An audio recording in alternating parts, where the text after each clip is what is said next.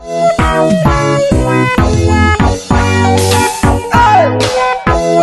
bricks. Something. Oh na na na na na na na na na na na na na na. Watch it out.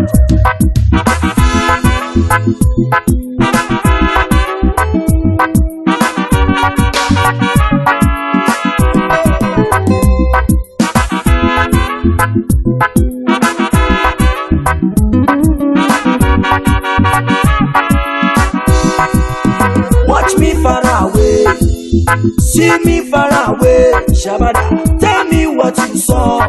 I will show you what I have, because I have myself. Oh, then think say na defense. Make you watch my back. Now wait till you they see, yeah. Unless you have the sense, so go learn to pretend. Do not run away. Kind of over than you. That is why I say. That is why I say. That is why I talk. That is why I say. That is why I say. That is why I am.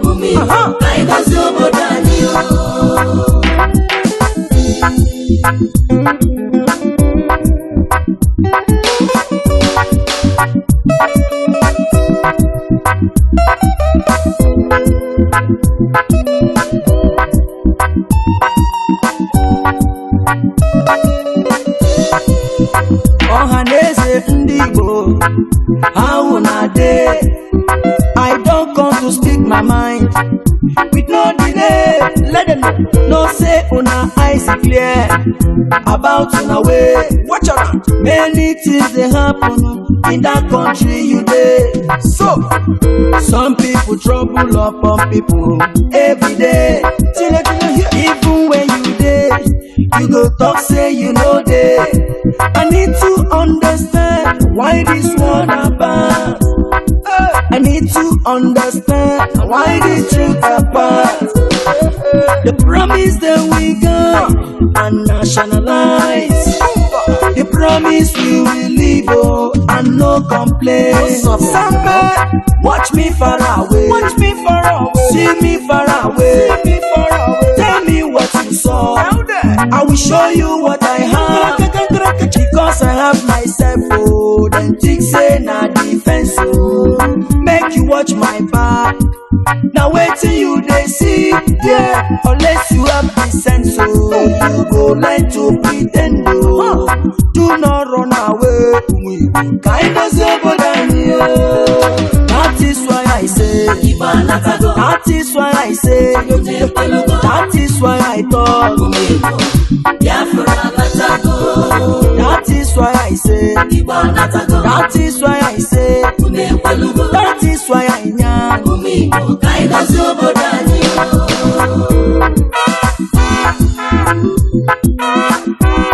Samada, ta ta ta, cake samado, umba.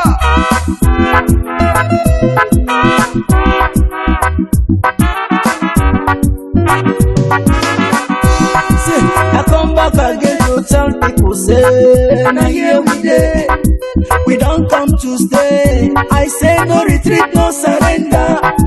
We're living big, but no arrange. Look at the soldiers killing innocent Biafrans every day.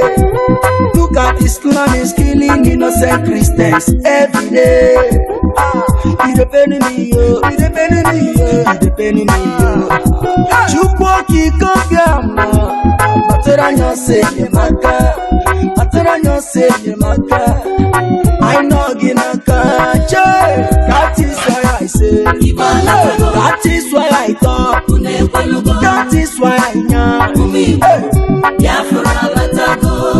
That is why I say. That is why I talk. That is why I am.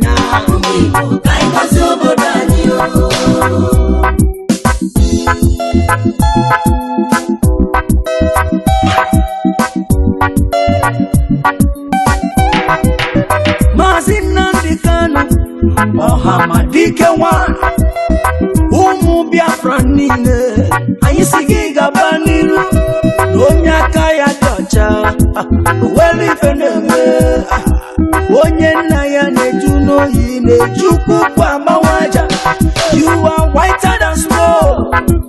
Okwu gị bụ eziokwu. We stand where you stand. We say no secret trial. Onyinye Chukwu ezosika osiki ohamadike. No secret trial. Prophet Yahweh's young osiki ohamadike osiki jisike Mazus ejike kole osiki wande buje bije sikwa no weli feneme o weli fenafia o weli fenako ezi wande Victor Chimezie Okorochukwu Igbo Network Television London Osiki jisike na hakwụ gị n'azụ. Ụmụ Biafra niile nke dị n'ụwa asiki gaba n'iru. No secret trial. No secret trial. No secret trial. No secret trial. Hey! Watch me far away. See me far away. Tell me what you saw. I will show you what I have. Because I have myself. Oh, then think say na defense. Oh, make you watch my back. Now wait till you they see. Yeah, unless you have the sense. Oh, you go learn to pretend. Oh, do not run away. Find us over here. That is why I say. That is why I say. That is why I thought. That is why I say. That is why I say. That is why I know. That is why I say. That is why I say. That is why I thought. That is why I say. That is why I say. That is why I know.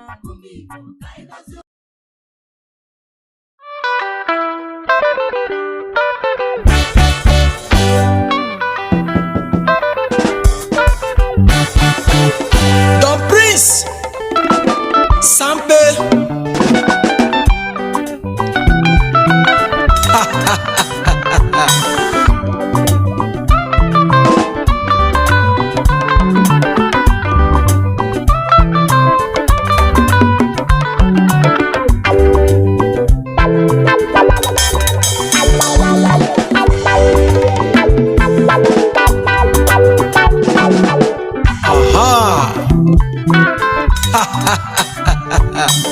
Where are my socks, man?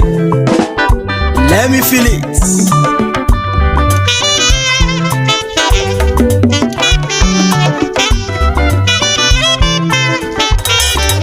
Sample.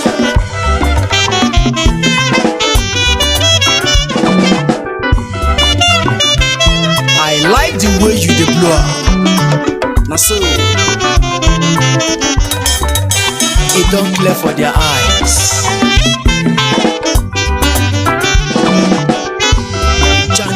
Hey! Biafra we come like this. Them never know say Biafra we come like this. Them never know, Biafra we come like this. Them never sabi say oh Biafra we come like this. Them never realize oh Biafra we come like this. Them never know, Biafra we come like this. Them never know say Biafra we come like this. I say them never know say no. Biafra we come like this. They never know. Biafra we come like this. Sometimes I wonder why just they mumu themselves.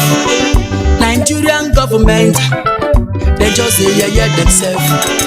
Then just they fight with them don't lose. I love my Biafra. Biafra is my nation. I say I love my Biafra. Whether rain or sun, you, I go day in Biafra. I go live in Biafra. Now him I want you. Now him they give me joy, you. Now him I love you. Biafra is my portion. They never know say Biafra will become like this. I say they never know say Biafra will become like this.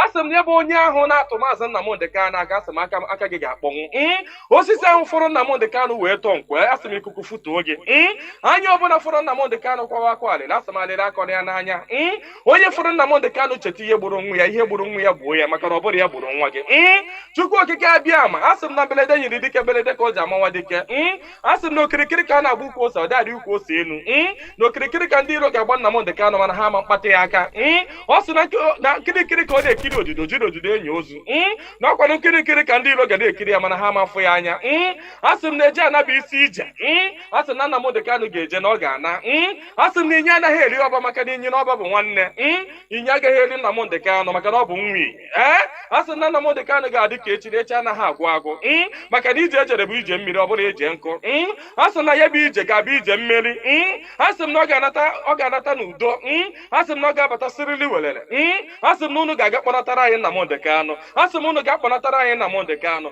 ga-akpọnatara anyị Nnamdi Kanu ga-tụnye ugo ga-nye ya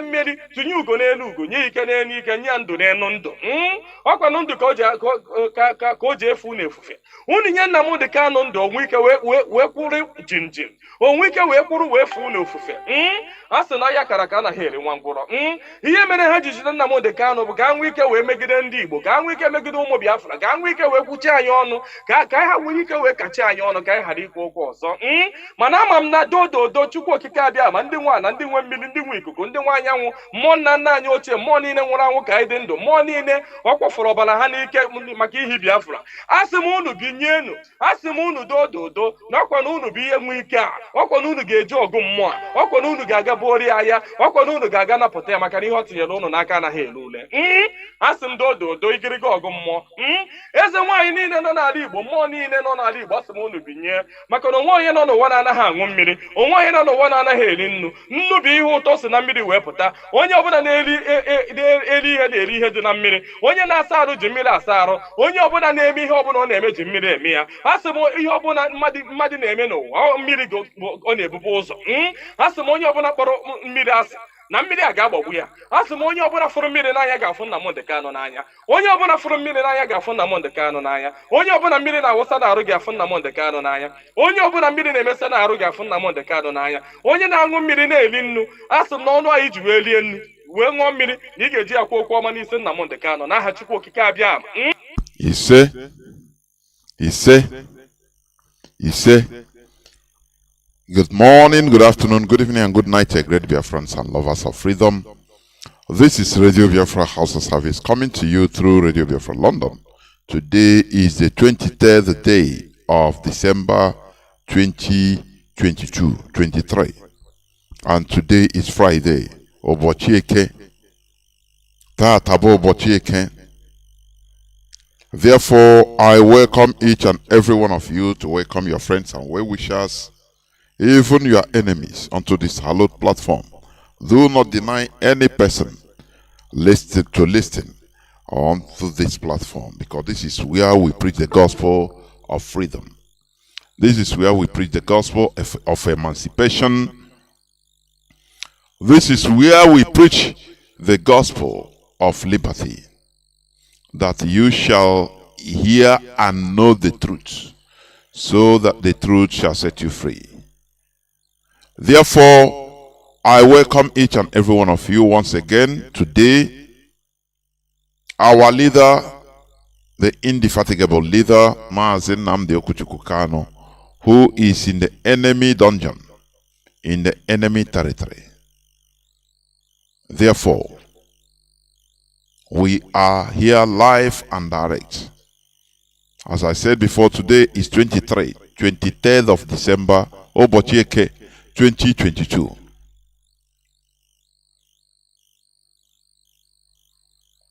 Today, I will open the lines as quick as possible so that people will call. Like the other day, I didn't open the lines.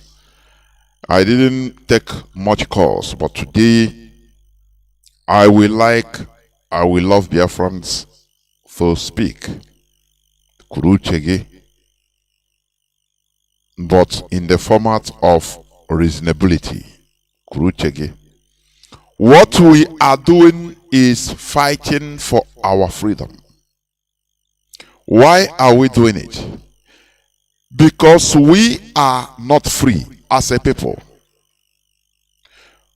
We see ourselves as individuals without chain. We are moving around. But we are not free as a people. That is why we are suffering. That is why we are encountering different types of difficulties, because we are not physically free, even mentally not free. That is why, in Nigeria, people are highly religious, fanatical in religion, trying to pray to an unseen God for solutions to problems. It's okay, but there is something I want people to understand. And that is part of the ignorance that is hovering around us.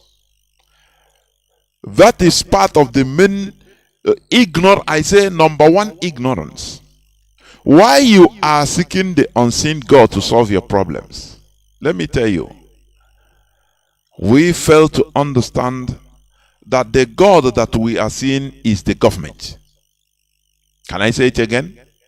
The God that you are seeing is the government. And what is government?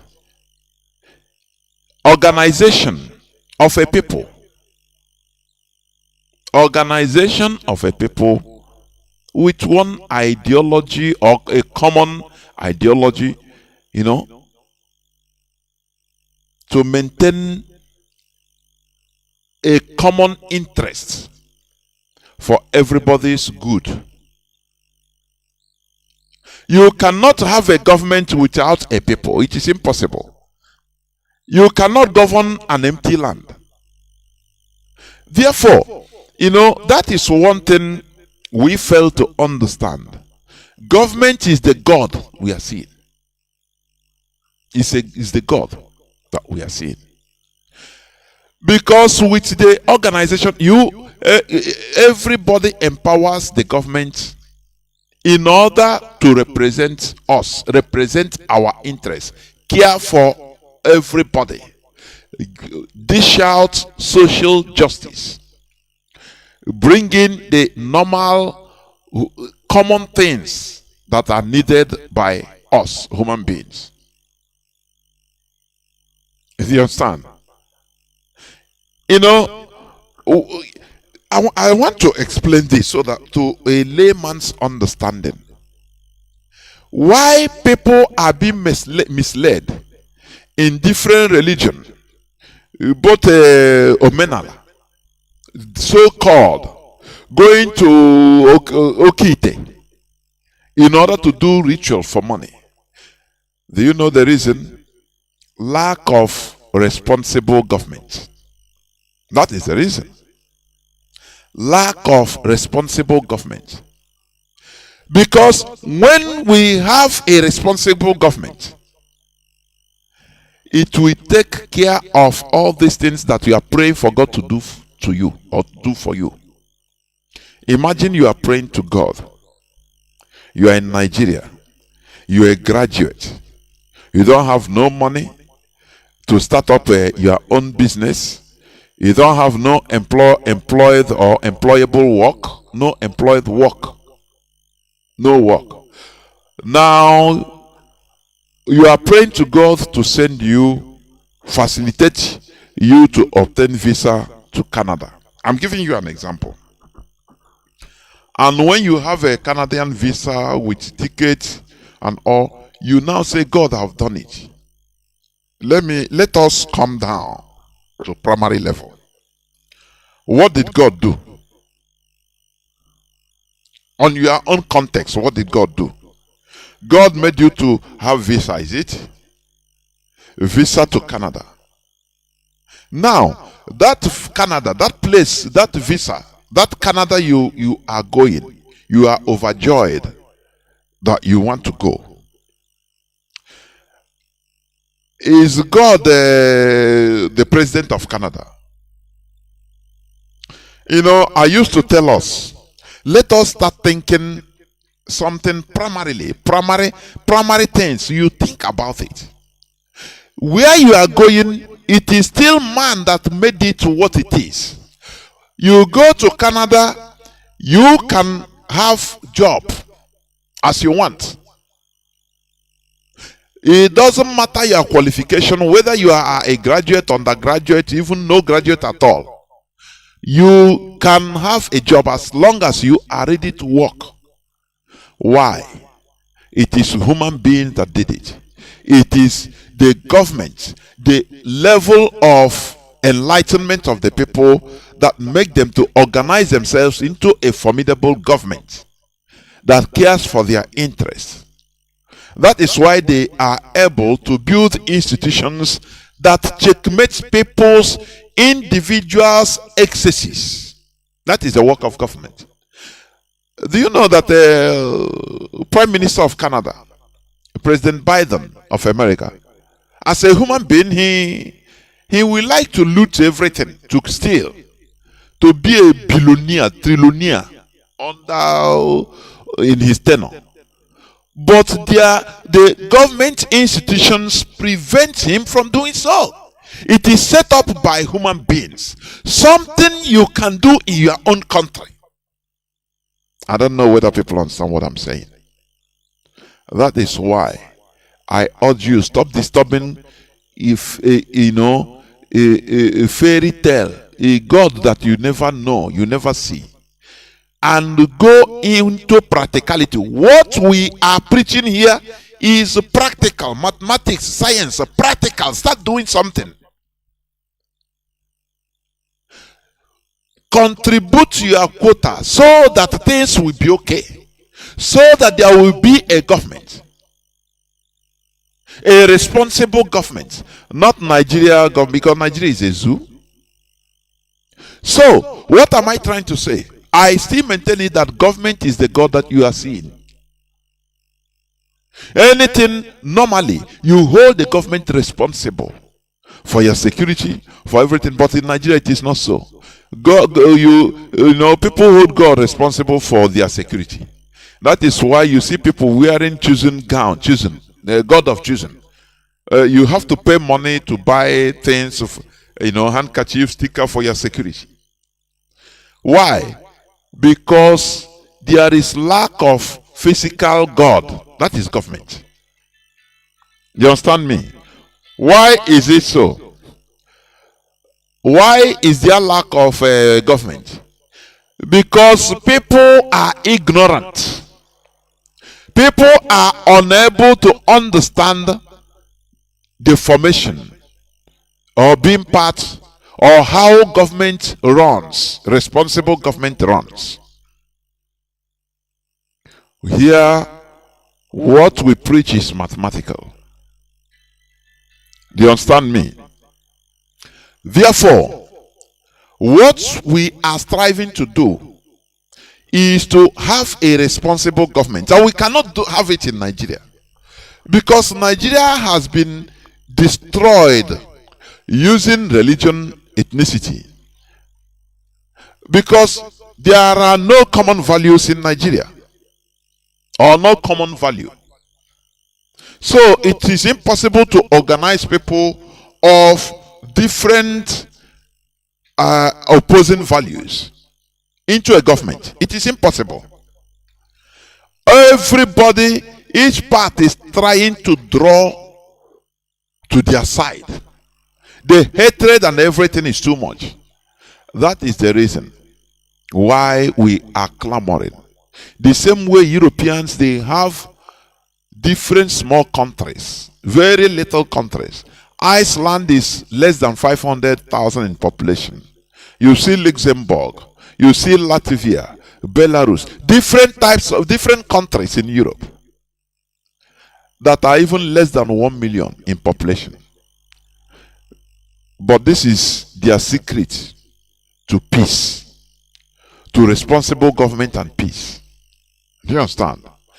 Because there is no way you can keep hyena, lion, lamb, that is sheep, in a pen, in a cage, and in a place, in one room, and you expect them there to be peaceful. It is impossible.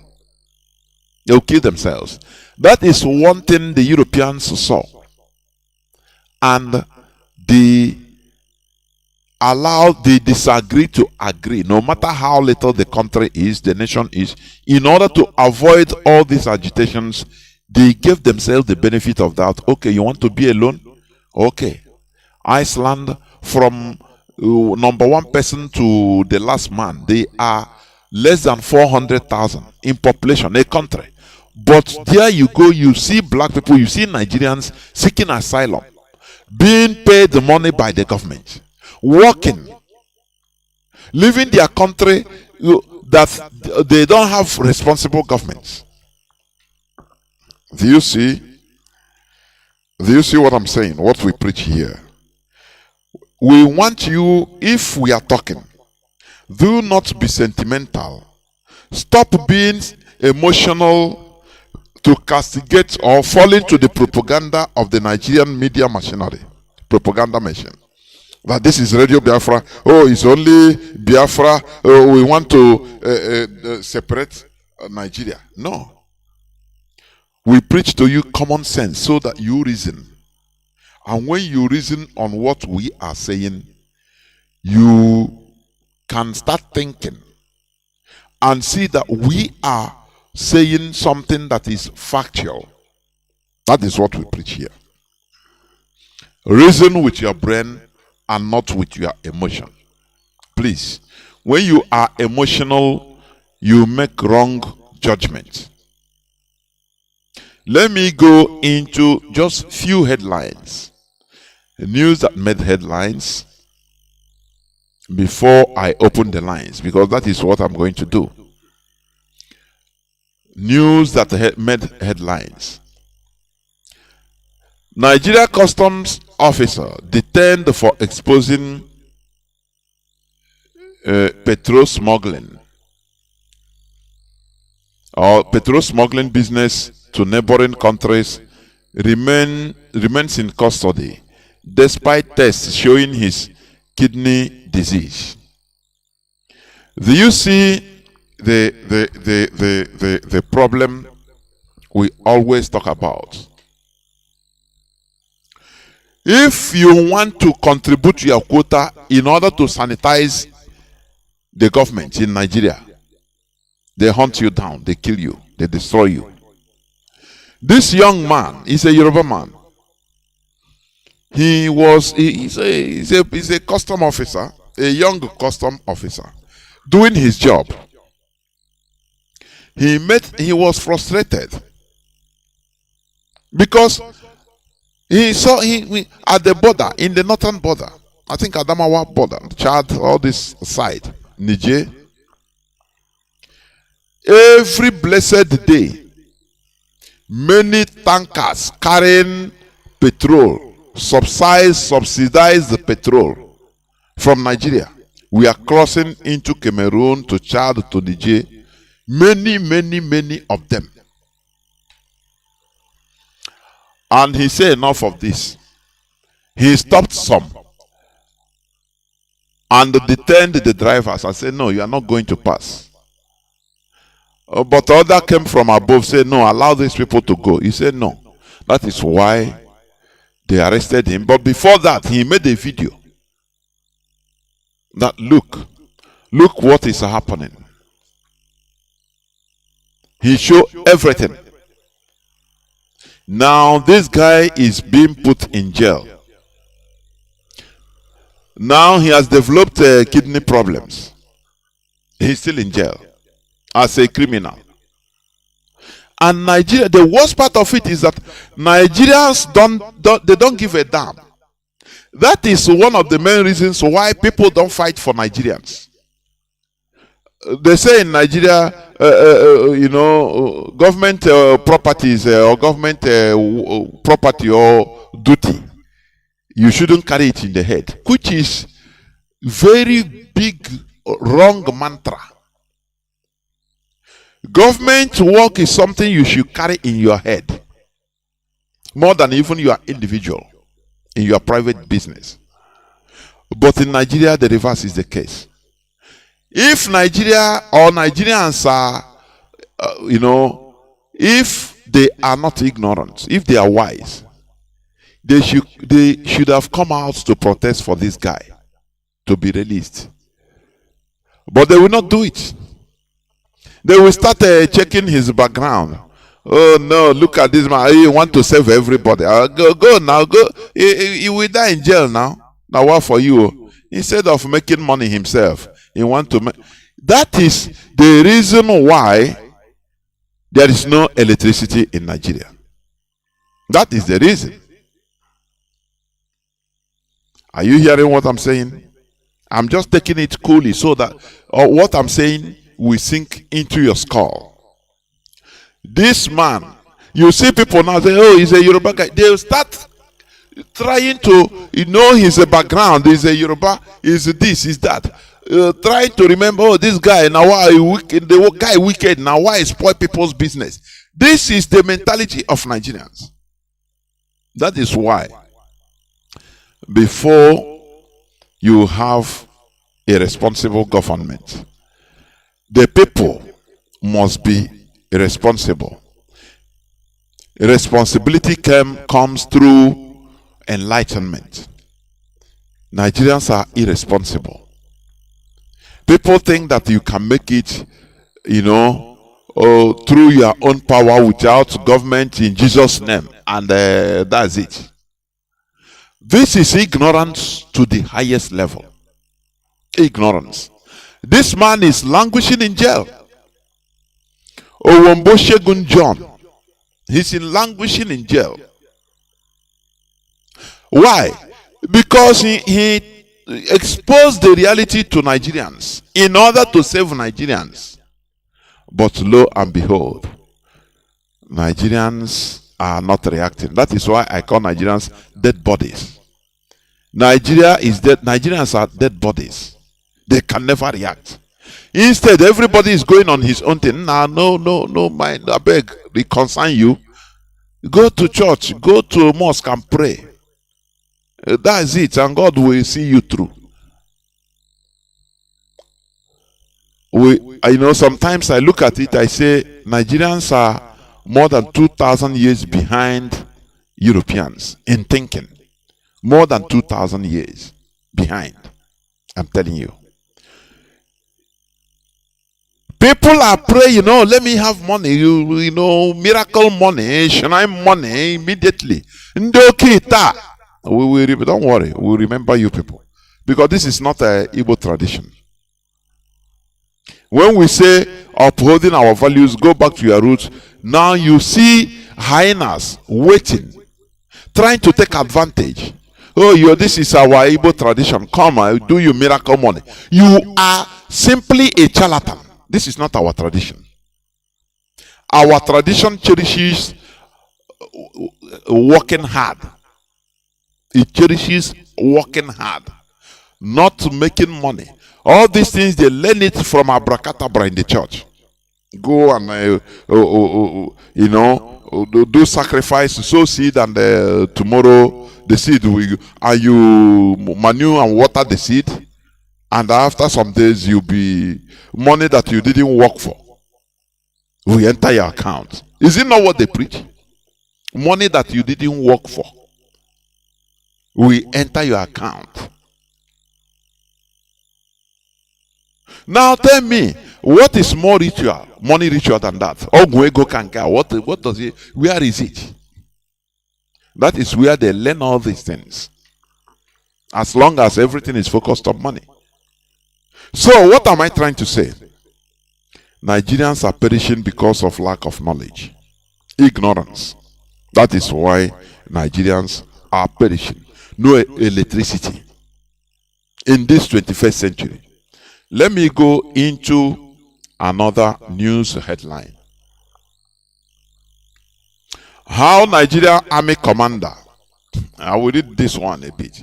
How Nigerian Army Commander allegedly manipulated promotion of soldiers in Borno, abandoned the hospital used by troops despite 86 million naira allocation. Let me read a bit. Nigerian Army personnel attached to the 7th Division Army Headquarters, Maiduguri, Borno State, have accused the General Commanding Officer of the division, Major General W. Shuaibu, of corruption, partisanship, lopsided promotion of soldiers, and negligence of their welfare. Speaking with Sahara reporters, some of the aggrieved soldiers said since Shuaibu resumed as GOC of the division, he has been busy engaging himself with politicians and non-governmental organizations, NGOs, and leaving his primary assignment. Now, I want to ask you, just think. I want to make you to reason. Just think. Prod your brain. Why is this man meddling? Leaving his job, meddling with politicians, he specified politicians and NGOs. Non-governmental organizations, those that will come on CNN and say, save your child, or save our children. Different kinds of names from Europe, from America, from different countries, and they will show you how they are helping Nigerian children with the bread, with the corn. Do you ask what is their real motive in what they are doing? Have you one day think about it? When you go to the expose by one of them, disgruntled Hamza Mustafa, because he made all those revelations because he was disgruntled against the system. He is one of them, but he is disgruntled. That is it. You know, when thieves steal money, if there is problem, one can come out to expose everything. Or when one is being caught, he will vomit everything. That is it. He said it that, look, in Borno, there is this rare earth mineral we call californium. 1 gram of californium is $27 million plus. $27 million. 1 gram. I'm not talking of kilogram. 1 gram. And he said they have it plenty in Borno. That is why you see many NGOs working in Borno. Do you see it? This is the business all these military officials, high-ranking officials, not all these Kurumfo, high rank like this GOC, Shuaibu. That is what they do. They collaborate with the NGOs in order to let the locals bring this type of rare earth, rare mineral, like californium. And they use all these NGOs to disburse money and arms and ammunitions in order to take all those rare minerals. And the GOC will have his cut. That is his interest. He's not interested in ending the war. No. He prayed that the war should continue.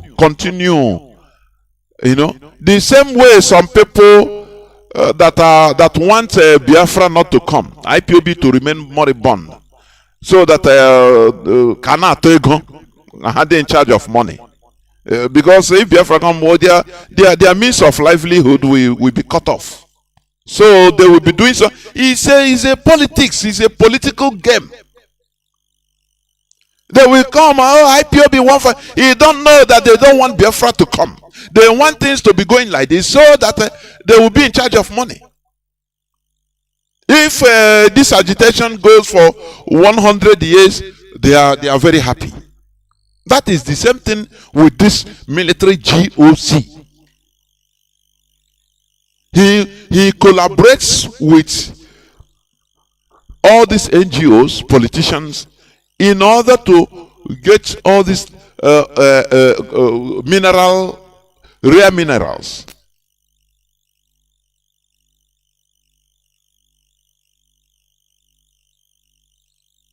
He collaborates with them in order to make money.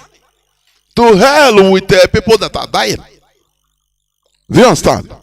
To hell with people that are dying, because they don't want the war to even end. That is the accusations that are being made against all these United Nations peacekeeping, so-called peacekeeping forces anywhere around the world. Because when the military goes outside, they pay them more. They pay them in dollars. United Nations pay them.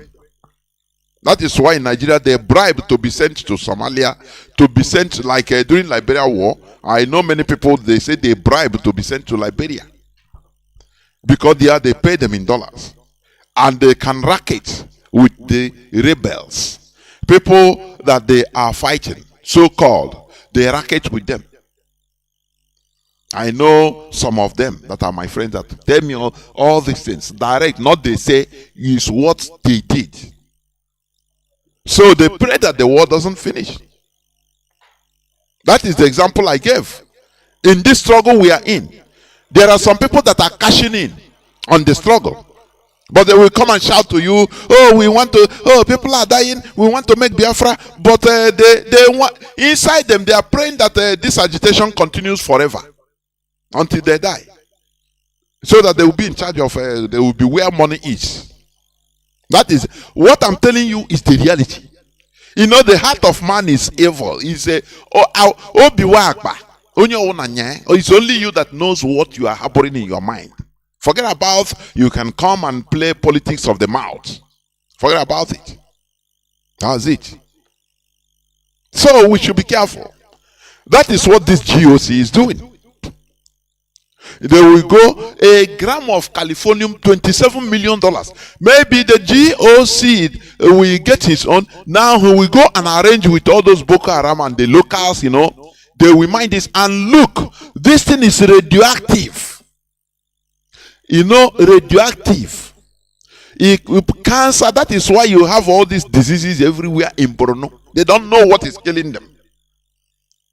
They will exchange all these things, bring fake medicines to them. Do you understand?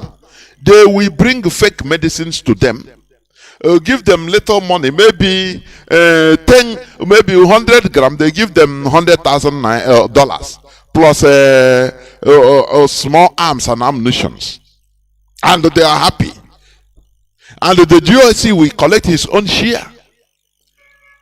Something 1 gram is 27 million. Do you see why the war will never finish? The Boko Haram war is something of interest. It's not what you think. The people there, the Boko Haram people, for them they are fighting for Allah. For them they are fighting for Allah. I've been saying it here. The same way America used the Islamic sentiments in order to fight Russia in Afghanistan. The same way. They invited jihadists from all over the world in the 1969.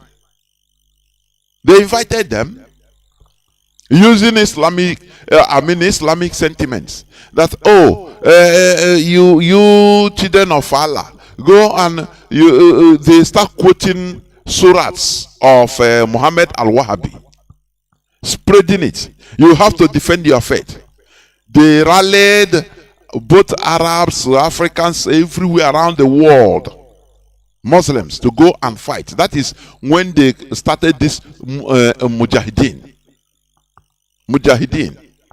Those that are fighting for Islam. Mujahideen. And that is what Asari Dokubo take as a name. Asari Mujahid or Mujahideen Dokubo. People don't know what it means. So, for them, because the CIA, the Secret Service, know what they are doing. There is no other way they can raise sentiments to fight against their number one enemy. That is the communist Soviet Union of that time. Now they have to use people's sentiments. They always come on people's sentiments. That is how wise they are. And people, they encourage Muslims all over the world to go and fight in Afghanistan. That is the origin of Al-Qaeda. You understand? Al-Qaeda. The people. They gather them.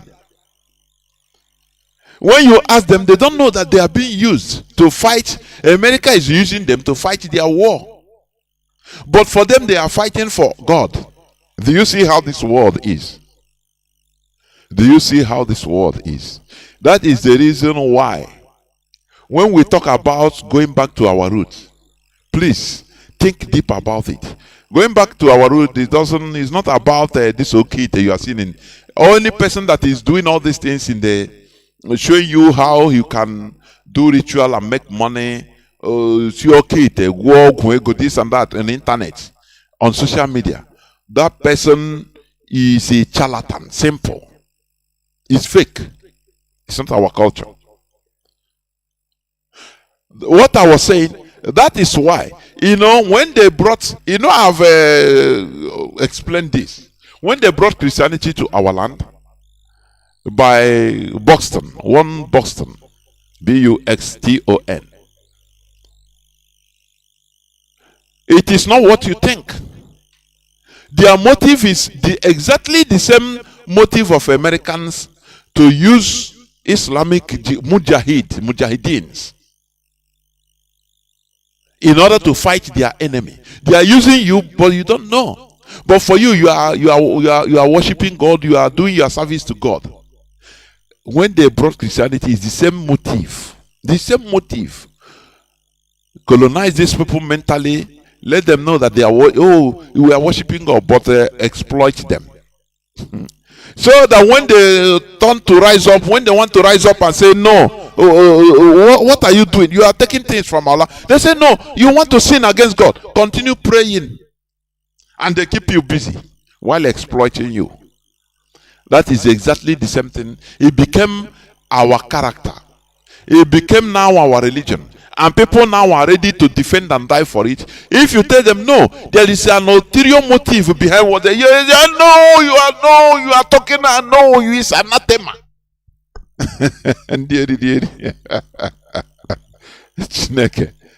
Go and ask the the Talibans.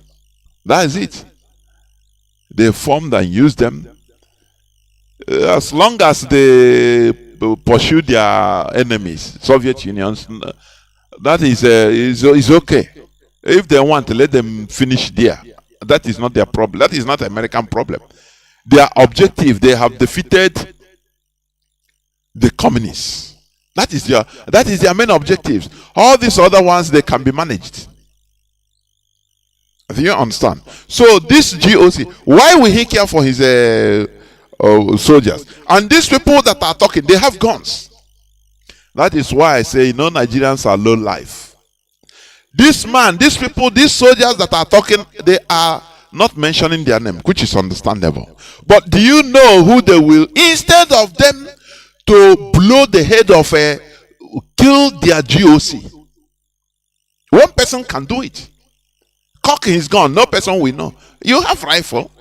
When that GOC come to you, just shoot, kill him. It doesn't matter what happens to you. You become a hero. But they will not do it. You know who they will be fighting, who they will be avenging on. Poor, wretched, innocent citizens that are even more wretched than them.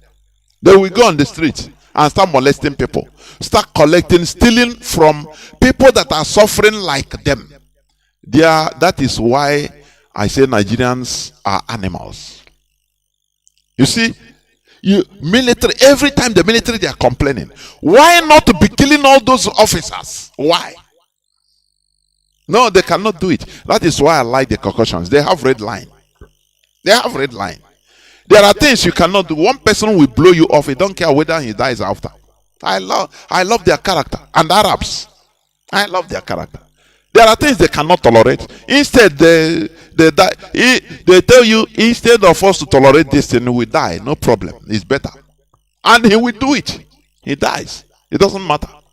But black man, Nigerian person, Nigerian will like to live under that slavery all the years of his life, as long as he's eating crumbs. These soldiers, instead of avenging, killing their officials that are putting them into this difficulty, they will now go and avenge their anger against innocent citizens that are suffering like them. Now tell me, where is the wisdom? Do you see?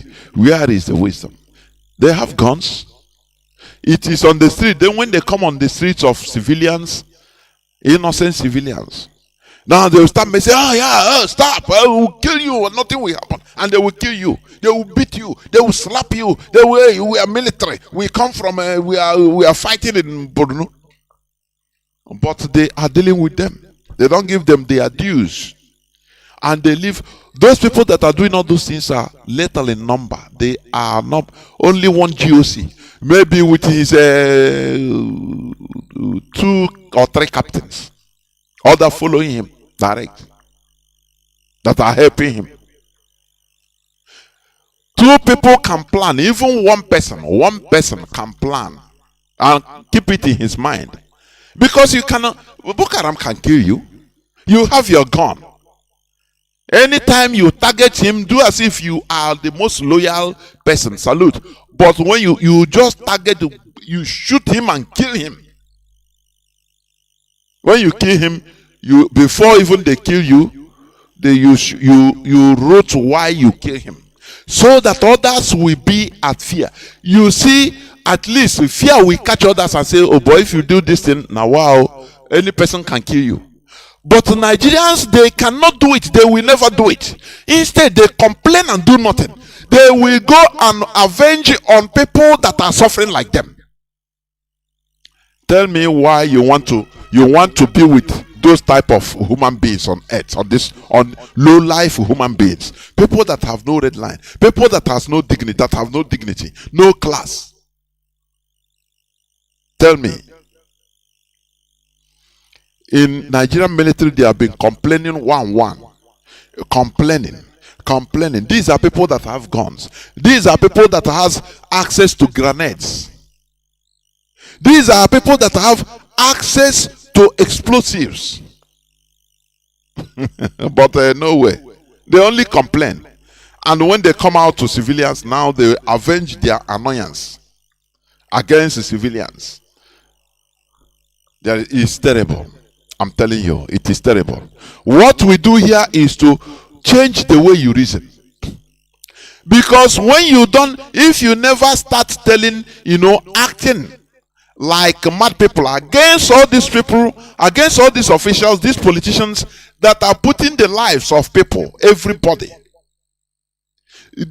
taking the destinies of millions of people. One person will pocket destinies of millions, tens of millions of people.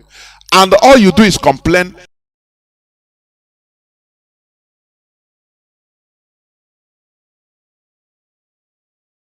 All you do is complain.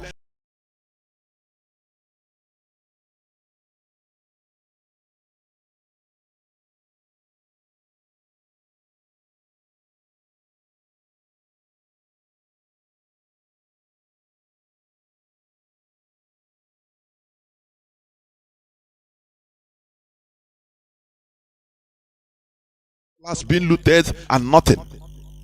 You target them and remove them. At least they will be living in fear. Even their cook, they will not trust their cook. They will live miserable lives. Make them to live miserable life. You know, you can have money, but you live miserable lives. Do you understand? That even your wife, you don't trust her. Even your PA, personal assistant, you don't trust him or her. It's a miserable life. You don't know where to run to. That is what one of the lives that killed Joseph Stalin of Soviet Union. He killed to the extent what he became paranoid. He don't even trust anybody. If you look at him, your eye lock with his eye as his personal assistant, he will interpret it to mean another thing, and he will slaughter you. He will order for your slaughter. You that slaughtered him, you that is his killer. Because there is one man, I've forgotten his name, is one of the killers of Joseph Stalin. He's a black belt in martial arts. He's a killer. Pure killer. But Joseph Stalin killed him for nothing. He suspected him and killed him because he was paranoid. That is a miserable life. When you kill, you commit atrocities against people, you loot people's destiny, you become paranoid, you become miserable, you become miserable. It's no good life again. Everybody is a suspect. He killed that man that killed many people for him, especially for him. But he still killed the man. The man was surprised. So, what am I saying? Nigerians should start targeting all these politicians, the military, all these military high-ranking officials, high-rank officials. Police, the same thing. But you see, the Nigerian police, they will not do it. They will not target the people that are suffering their lives. Instead, they target people on the streets that are hustling, suffering like them. That is where, when you look at black people, when you look at Nigerians, you say, no, there is no remedy. That is where this education comes into play. For people to start thinking in another way. Reasoning in another way. Let me read another news. Gunmen attack Catholic Church Hospital in Benue, kidnap Reverend Father days to Christmas. They will not tell you, now they are masking Fulani headsmen, Fulani terrorists. These are Fulani terrorists. They attack and kidnap Reverend Father. Who do you think that will do so? If not the Fulani terrorists. That is their handprint, their fingerprint. That is the way the way they behave. Because they know that there is money in the church. After all, they kidnapped a prelate in Okigwe. And under 24 hours, he vomited 100 million naira. You see heaven. He said, no, I cannot go to heaven. Please, suffer and pay 100 million naira so that I come out. Anything you can do. He said it in his mouth. Anything you people can do. But we preach for you heaven. That is how hypocritical they are. So the Fulani Caliphate, they know that there is money in the church. Kidnap them and they vomit money. Because they are the people that, these reverends, that the Jews, the pastors, they are people that fear death more than anything. Kidnap them and they vomit money. But when they come to pulpits, they will preach to you how heaven is. Do you know how if they always think if they die, who will enjoy all their riches they have been getting from people, obtaining from people, OBT, obtaining by trick? Who will enjoy it? Their beautiful wives, who will be servicing it? They remember how they service their other people's wives. They say, no, I beg. Do anything, do everything, pay so that I come out and continue enjoying my luxurious cars and the houses and the shirts. Because they dope, you see them with a smart suit, very costly attire. Who did it?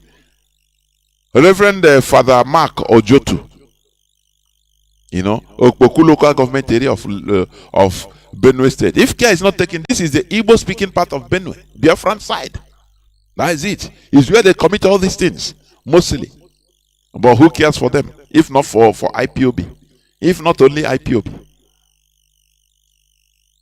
Okay, let me continue. Lekki port ready for commercial operations. Official. Lekki, that is the third port in a small state, in a small enclave.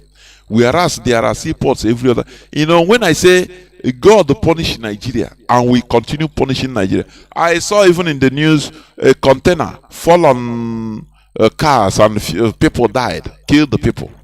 It will, all these things will continue because of the greed, the evil and wicked character of Nigerians. Instead of them to spread that development infrastructures to other areas, no, they bring, you know, a primitive accumulation syndrome. It's everywhere, not only individual. Build it. After Lekki, they will build maybe a port. Instead of to build in Biafra land, no, let they monopolize it. And you tell us to continue living in that place? You know, we, the Biafrans, we, the Igbo people, the most losers in everything called that Nigeria. The most losers we are. Everything is removed from our land. Our land is meant to be a desolation. As one of our veterans revealed, I will play his interview, private interview I did to him. I'll play it one of these days. He said that when the war finished, the battle of 1970, when it ended, what is unknown to us is the great plan to conquer. And one of them is this: to make our land a desolation, a desolate place. To make Igbo people, anywhere it was, you know, silently communicated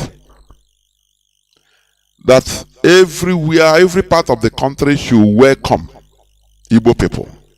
Do not harass them, so that they will come and become beggars in the streets of every land, every place in Biafra land. That was the original plan, and it's Britain that gave them this plan. After the war, when no money, those that have millions in account in their bank accounts as Biafrans, they gave them 20 pounds. So no money. So everybody is fighting for survival.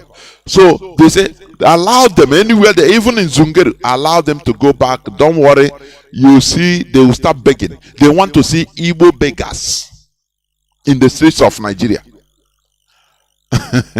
They wanted to see Igbos, instead of Hausas being beggars, Fulanis being beggars. Now it will be Igbo beggars everywhere. That was the original plan. Because when you keep somebody without fund, without means of survival, is to be sleeping on the street, being a beggar, living on charity. But to their surprise, they saw that it is not the case. Instead, we developed ourselves through our own power, through our own making, to who we are. And those that are saying that have the millions and billions that time, they are still now begging us, working for us, being our get men. Do you see? Don't you see that we are special people? Don't you see that? Don't you see that we are special people?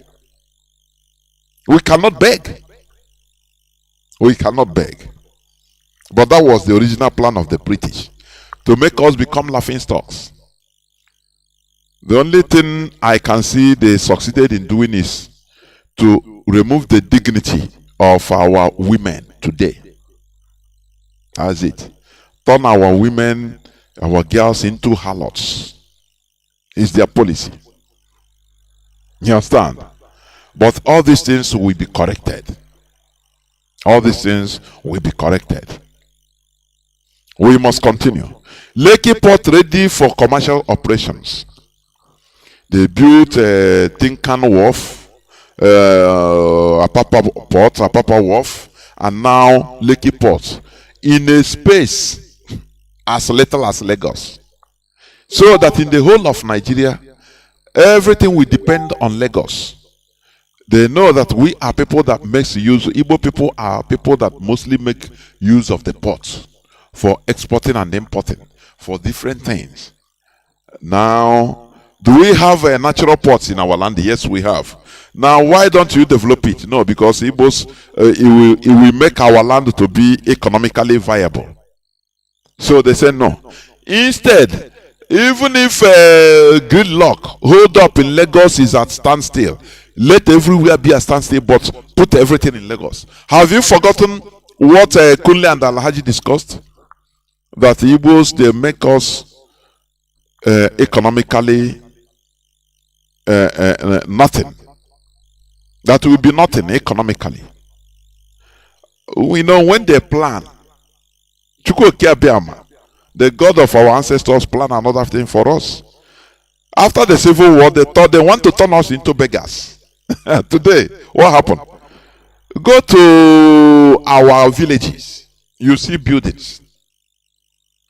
Now you go to their villages in the north, even in the west, go to their villages, you watch. Sometimes when you go, you watch how their villages are. No, you will see in a village of maybe 1,000 buildings, 1,000 families. In their side, maybe you can see only 10 good houses. But in our land, in the 1,000 buildings, you see more than 90% are good houses. No government help, self-made. Today, we employ them as our shoe shiners, our gatekeepers. What do you call it? So, they are doing all these things to suffer us. But the more they push us, the more we become stronger and the more we become blessed, because we are peculiar people. Don't you know that? I say, you see, hatred of Igbo people is what is killing Nigeria. If this, we are doing what we are doing is not out of hatred. No. The agitation of Biafra is not out of hatred. Had it been the Fulani, you can negotiate and live with them and say, okay, let them forget about religious religious mentality, this conquest mentality. You remove it. Let us live together and let us give merits a chance. Meritocracy. No. If they can change their mentality and say, okay, live and let live. Let the best take it. Before God and man, we will not be doing what we are doing. But look at it. The example is here. Lekki Port in Lagos. The third. They have the first, second, third. Whereas in our land, the people that use these ports more than any other tribe in Nigeria, we have in our lands natural ports. But why are they not building it? Because if they build it, we can come back and it will benefit us. You see it? No international airport. As I said, that our veteran said, one policy, the policies they put after the war in our land, that no person, none of them, no Nigerian should invest in our land. That thing, they don't know that is how God wants to preserve our land. Had it been they didn't make that policy, now that time they would have bought all over because no money. Everybody wants to sell his land. Anything you can sell to at least start up something. They should have bought every part of Biafra land. But Chukwu Okeabiama made them, blinded them. Say, no, deal with these people. Don't ever come here to buy land to invest, and they leave it for us. And today, no more. It's too late. That is why now they realize they made mistake. Now they come by force. They bring their Fulani terrorists to come and get our land. No, it's no more. No more. It's late. And then they are late. When they would have done it and succeeded with even we thank them that they save us. Our people would have thanked them. Had it been they bought the whole of our lands from 1970, but they made the policy say no Hausa person, no Yoruba person should come and invest in our land, should come and buy anything and build anything in our land, make their land a desolate place. They don't know that it is how Chukwu Biama is making them to leave our land, preserve it for us for today. I said today, go to our villages and look at buildings. Compare it with Hausa land. Compare it with Yoruba villages and Hausa villages. And now you make your deduction. People that we are rejected, people that we are meant to be beggars. even they made sure after the war they talked to the embassies. The embassies in Nigeria say any Igbo man that come, give him visa. We want them to run away. Just give them visa, let them run, get out. Make it, don't worry, let them run away. All those things, all those bad plans, it turns now to be good for us. You know that we in the diaspora, we are emitting billions as of, is it 2020 or 2021? 30-something billion dollars of remittance to Nigeria from the diaspora. Who are those? Mostly we Biafrans. It is what is sustaining our land. Do you see it? And from there we learn things that made us now to be, unbuyable. How we can build, countries are being built and run. How governments run. Do you see it? All those things they thought to be bad thing, to be bad a policy in order to annihilate us. Now we survive it. We become, it become beneficial to us, to our collectivity. Do you see it? Is that is it. Now I know they are regretting, but it's too late. They can never reverse back, and they can never do what they did 1966 to 1970 to us. It is impossible. In this modern time, no way. It is impossible. It doesn't matter what they plan. We are far above them. We are far above them. Let me continue. Enugu killings, Ohaneze Horewafle security agencies. Let me read it. This small talk, small press release. Let me read it. The Ohaneze Ndibo Youth Council (OYC) yesterday called for an end to killing of indigenes of Hamufu in Enugu State by suspected Fulani headsmen, noting that security agencies are sabotaging Governor Ifeanyi Ugwuanyi's effort. Do you see how they are right? The Ohaneze Ndibo Youth Council (OYC) yesterday called for an end to killing of indigenes of Hamufu in Enugu State by suspected Fulani headsmen, noting that security agencies are sabotaging Governor Ifeanyi Ugwuanyi's effort. Do you see how they are right? The Ohaneze Ndibo Youth Council (OYC) yesterday called for an end to killing of indigenes of Hamufu in Enugu State by suspected Fulani headsmen, noting that security agencies are sabotaging Governor Ifeanyi Ugwuanyi's effort. Do you see how they are right? The Ohaneze Ndibo Youth Council (OYC) yesterday called for an end to killing of indigenes of Hamufu in Enugu State by suspected Fulani headsmen, noting that security agencies are sabotaging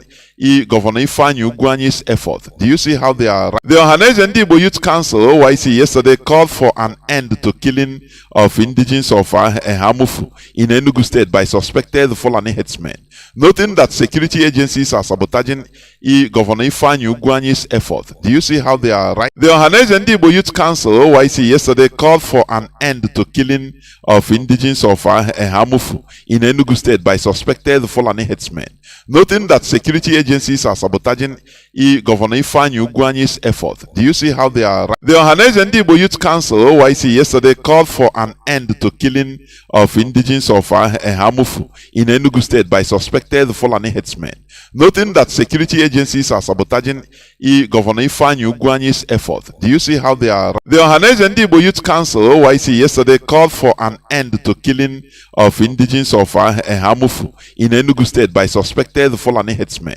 noting that security agencies are sabotaging Governor Ifeanyi Ugwuanyi's effort. Do you see how they are? Right? The Ohaneze Ndigbo Youth Council (OYC) yesterday called for an end to killing of indigenes of Ehamufu in Enugu State by suspected Fulani headsmen, noting that security agencies are sabotaging Governor Ifeanyi Ugwuanyi's effort. Do you see how they are writing? The Ohaneze Ndigbo Youth Council (OYC) yesterday called for an end to killing of indigenes of Ehamufu in Enugu State by suspected Fulani headsmen, noting that security agencies are sabotaging Governor Ifeanyi Ugwuanyi's effort. Do you see how they are writing? The Ohaneze Ndigbo Youth Council (OYC) yesterday called for an end to killing of indigenes of Ehamufu in Enugu State by suspected Fulani headsmen, noting that security agencies are sabotaging Governor Ifeanyi Ugwuanyi's effort. Do you see how they are right? The Igbo Youth Council (OYC) yesterday called for an end to killing of indigenes of Ehamufu in Enugu State by suspected Fulani headsmen, noting that security agencies are sabotaging Governor Ifeanyi Ugwuanyi's effort. Do you see how they are writing?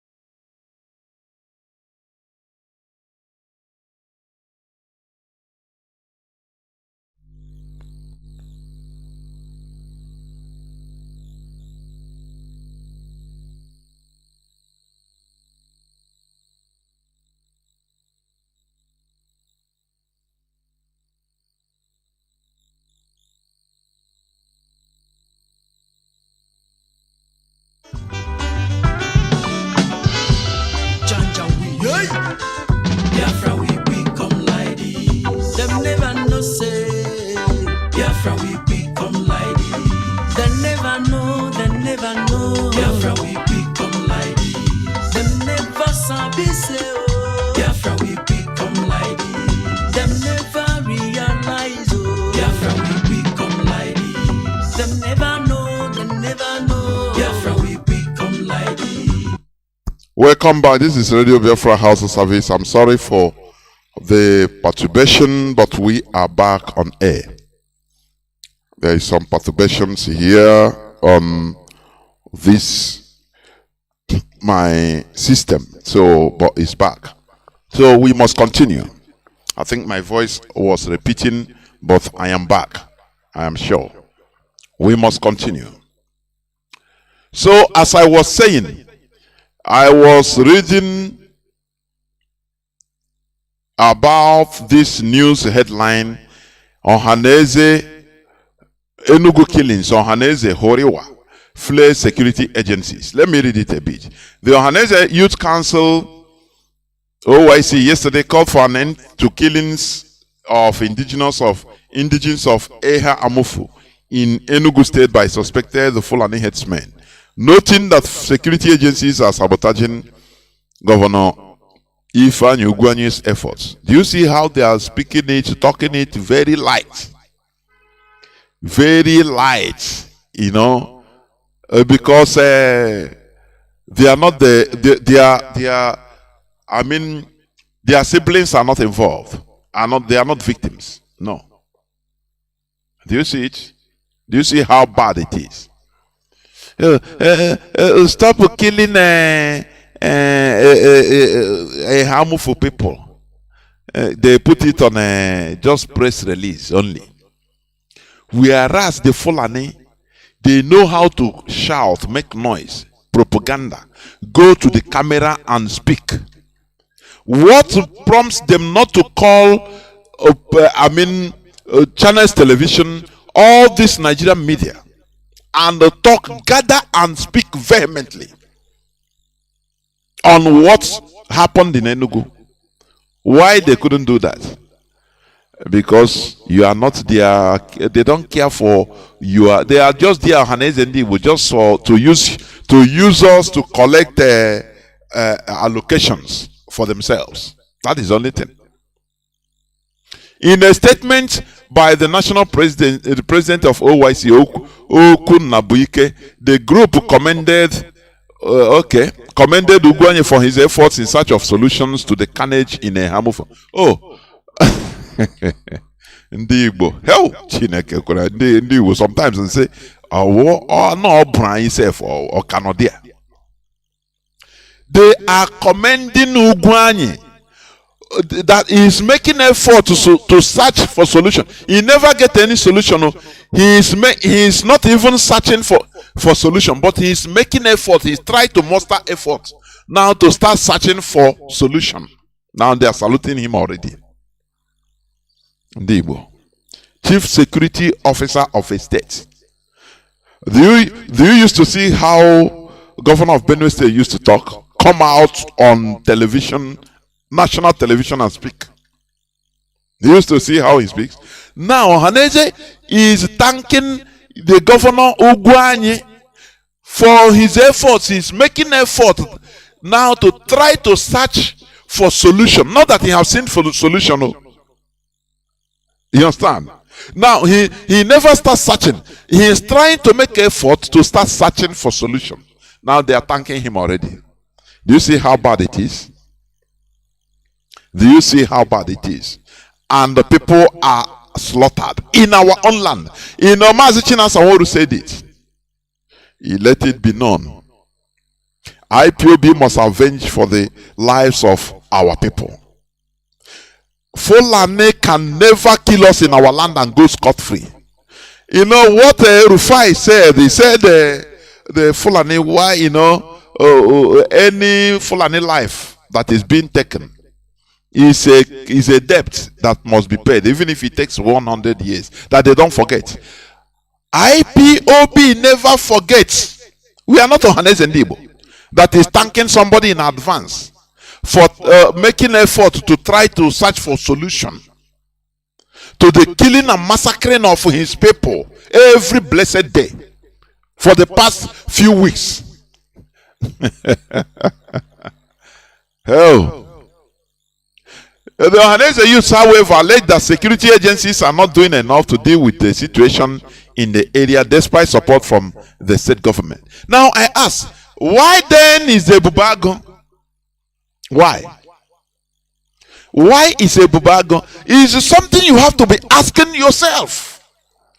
Why a Bubago never one day capture or kill a Fulani terrorist in our land, or capture one and call the media to come and, oh, we have captured one of these headsmen, come and interview him? Why?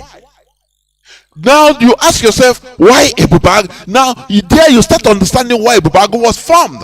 It is the parallel, the anti-people, anti-Igbo people that was formed. You know, according to the revelations of one of our veterans, he said that, of which is true, I know it. This Obasanjo, he is a person that brought up the formula that defeated us during the war. Obasanjo, when he became commander of a marine division after Scorpion Adekunle, something like that, he saw the character. He didn't come too much on guns and bullets.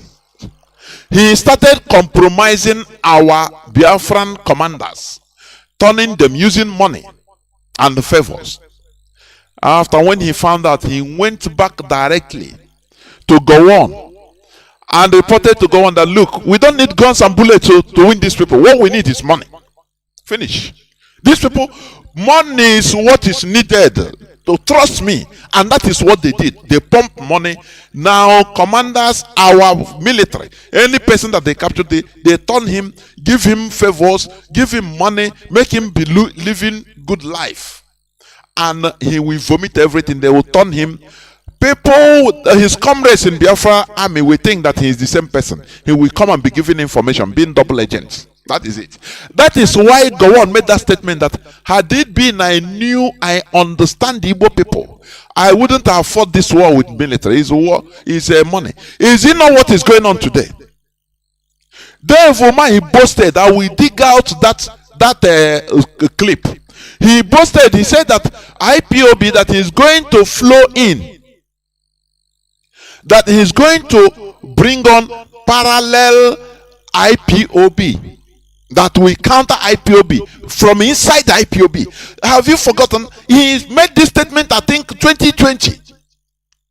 That is what, is it not what is happening today?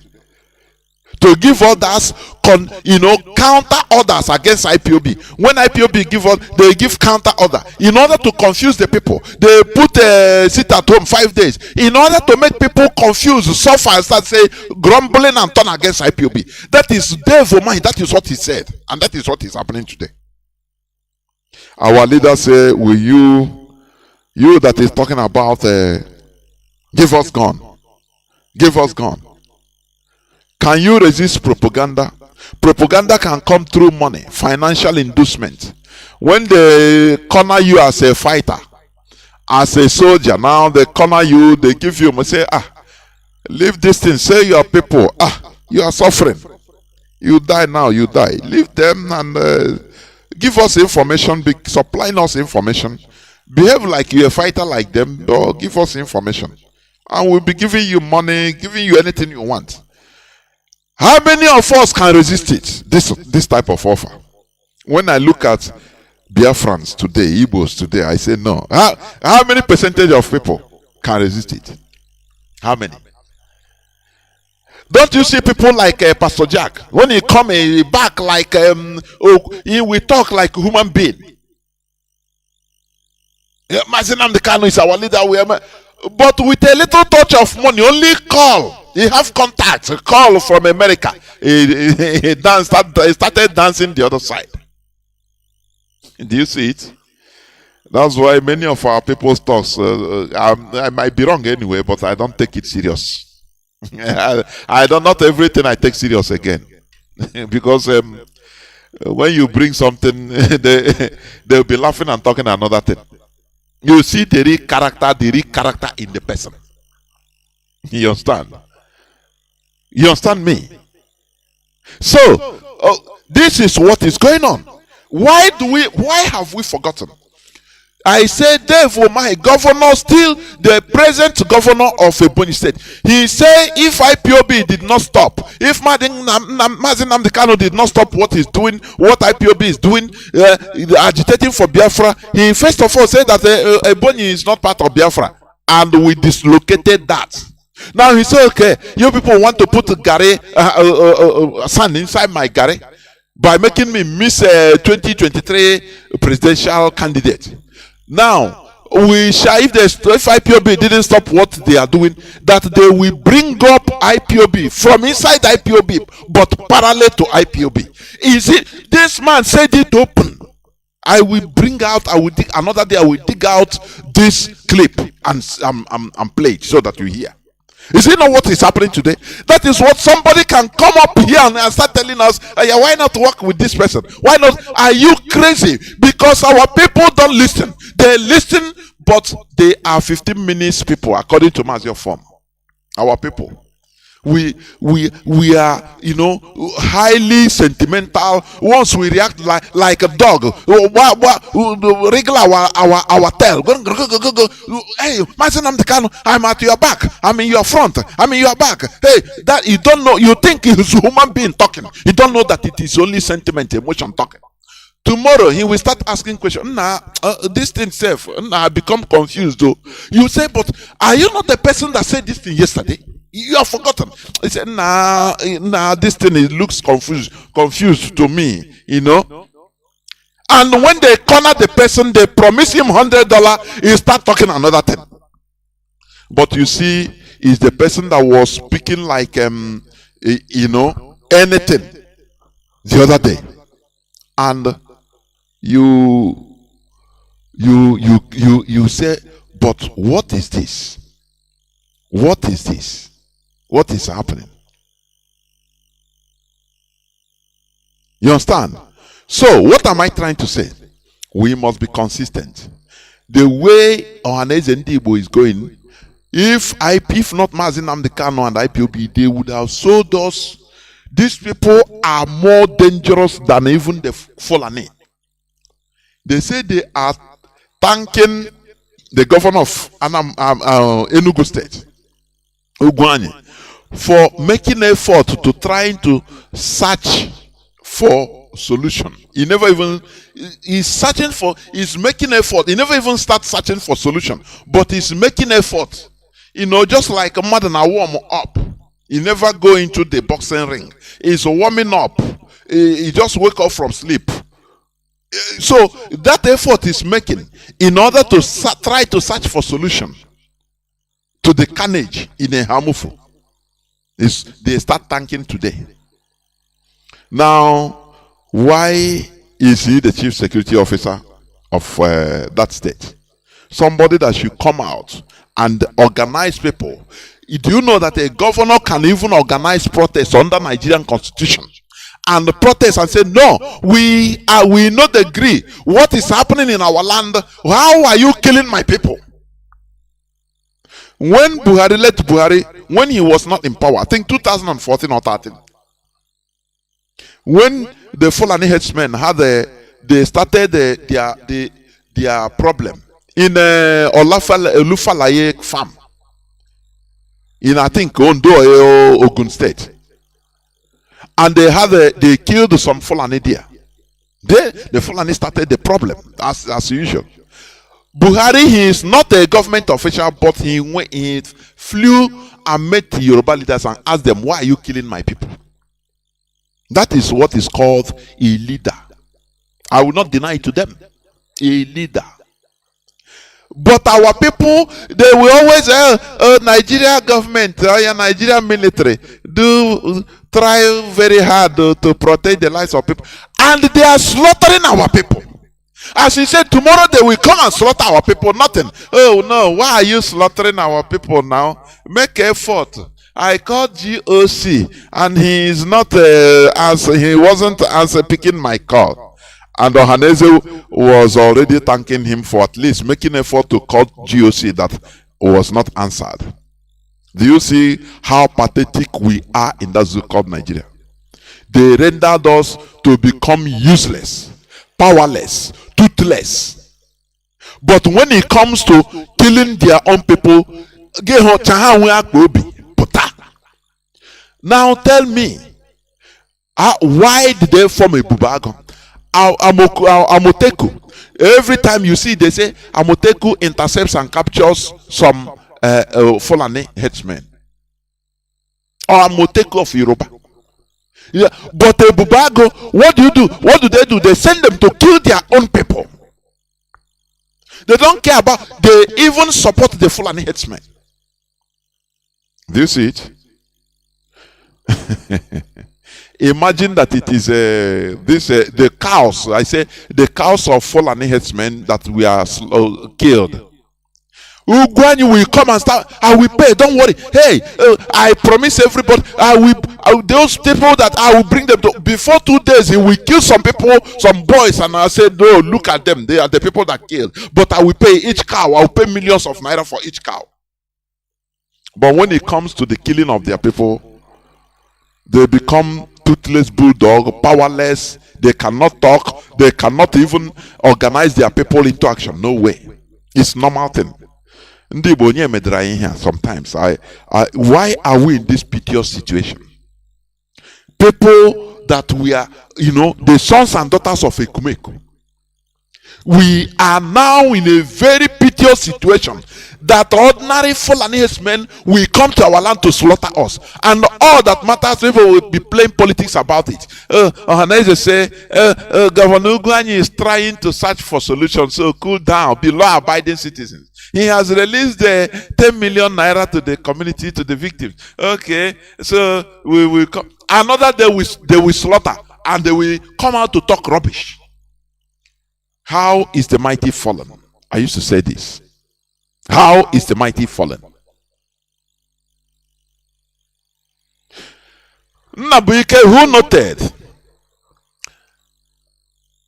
He had been following the ugly incidents in the area, said that despite the complex nature of the problem, the governor has done so much to restore peace and order in a harmful. What about those that committed these heinous crimes? No. Those terrorists? No. All they want, okay, the peace is no, be law abiding, and everybody, people have run away from a harmful. Become, refugees in our own land. And now no, there is now peace, please. They are protecting the back of those Fulani headsmen. These politicians in our land are our number one enemies, for goodness sake. For goodness sake. There is no need for them to be there. I'm telling you.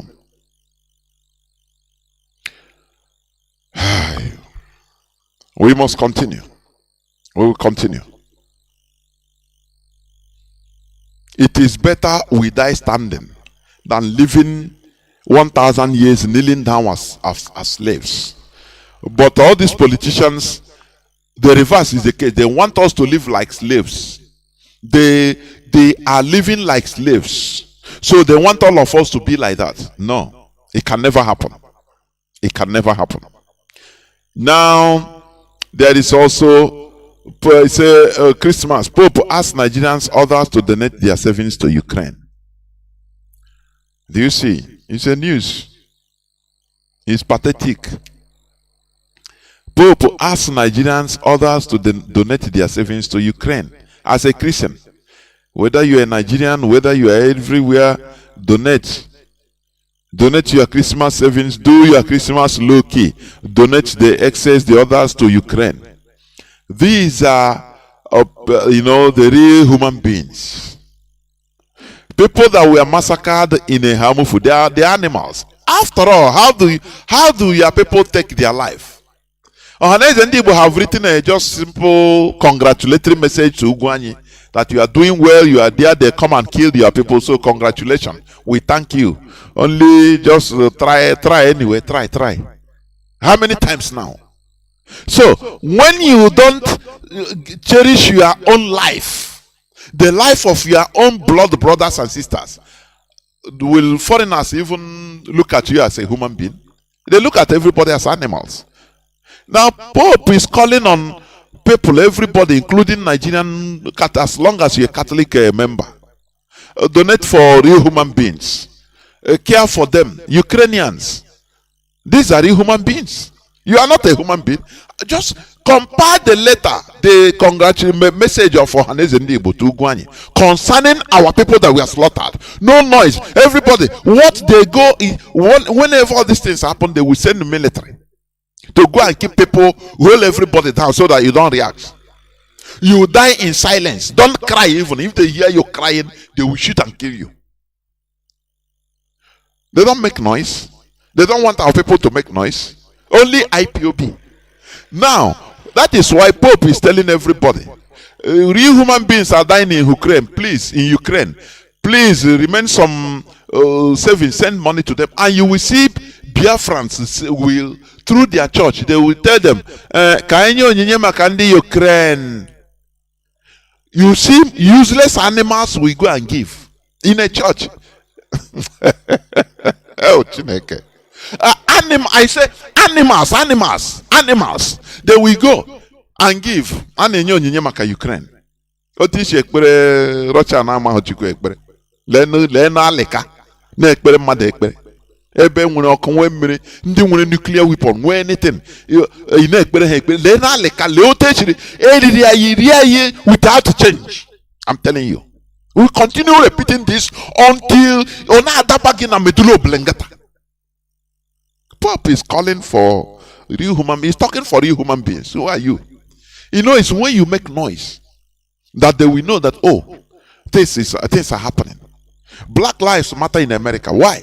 Because the people in America, they made noise against the killing of one person. Now it spread all over the world, including Nigeria. But when it happens to us, everybody, they quell it. They will tell you, don't make noise. Be a law-abiding slave. Just keep silence as a slave. And the people will keep silent. If you don't make noise, of which other, even Pope is expecting people to rise up in this killing or in a harmful, but no way. So why will he talk about you? Why will he talk about you? Whereas the fallen, they are the people killing, but they are the people that we gather and talk, speak on camera, talk how the law abiding they are, but they are terrorists.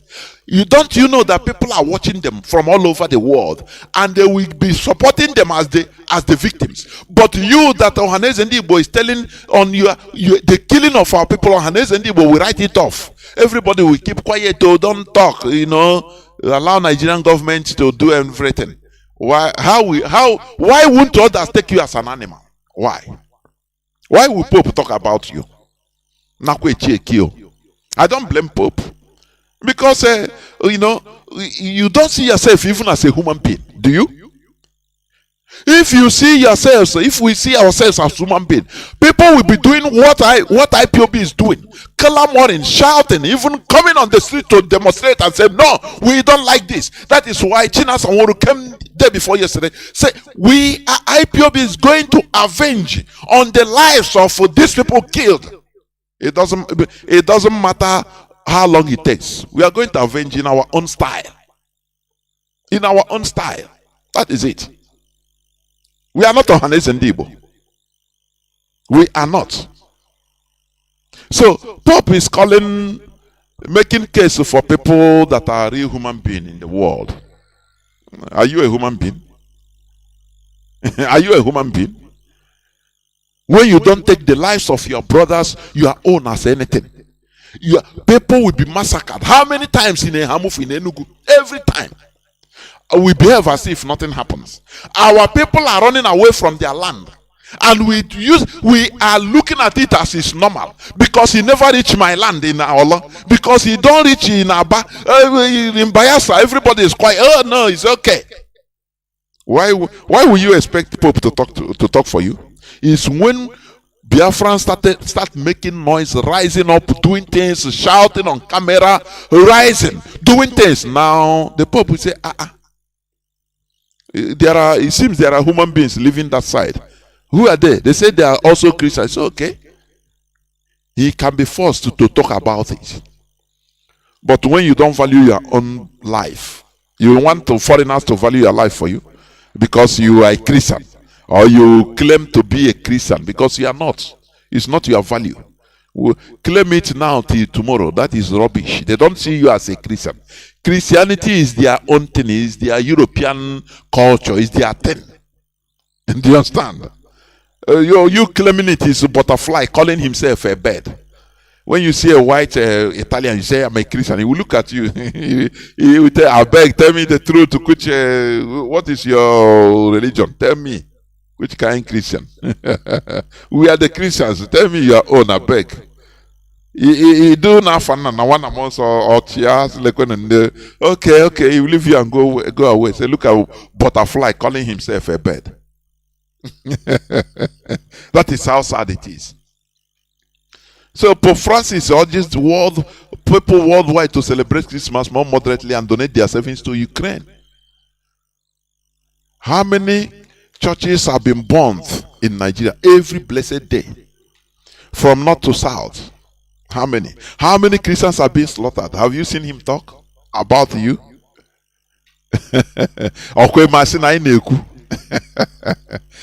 In your own, in our own value, in our own as a people. Do you expect these people you go as an original person? Let me tell you, every time they say, oh, Europeans give us education. No. Now I realize it. Far.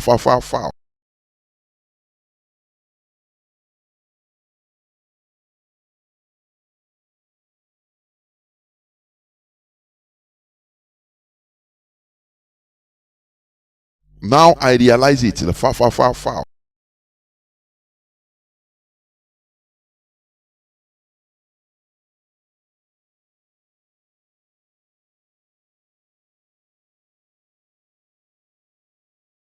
Now I realize it. Far.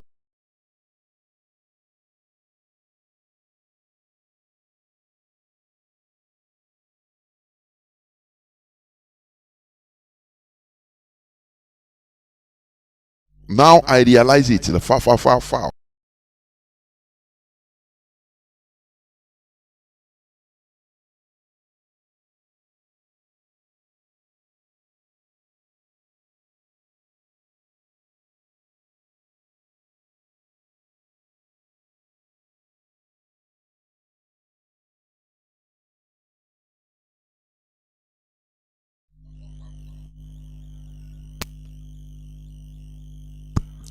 Let me see. I don't know what is happening to my system sometimes.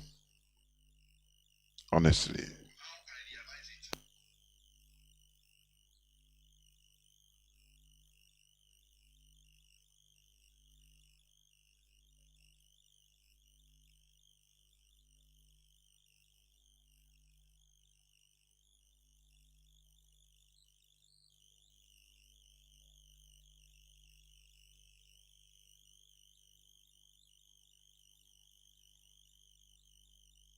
Okay, we are back.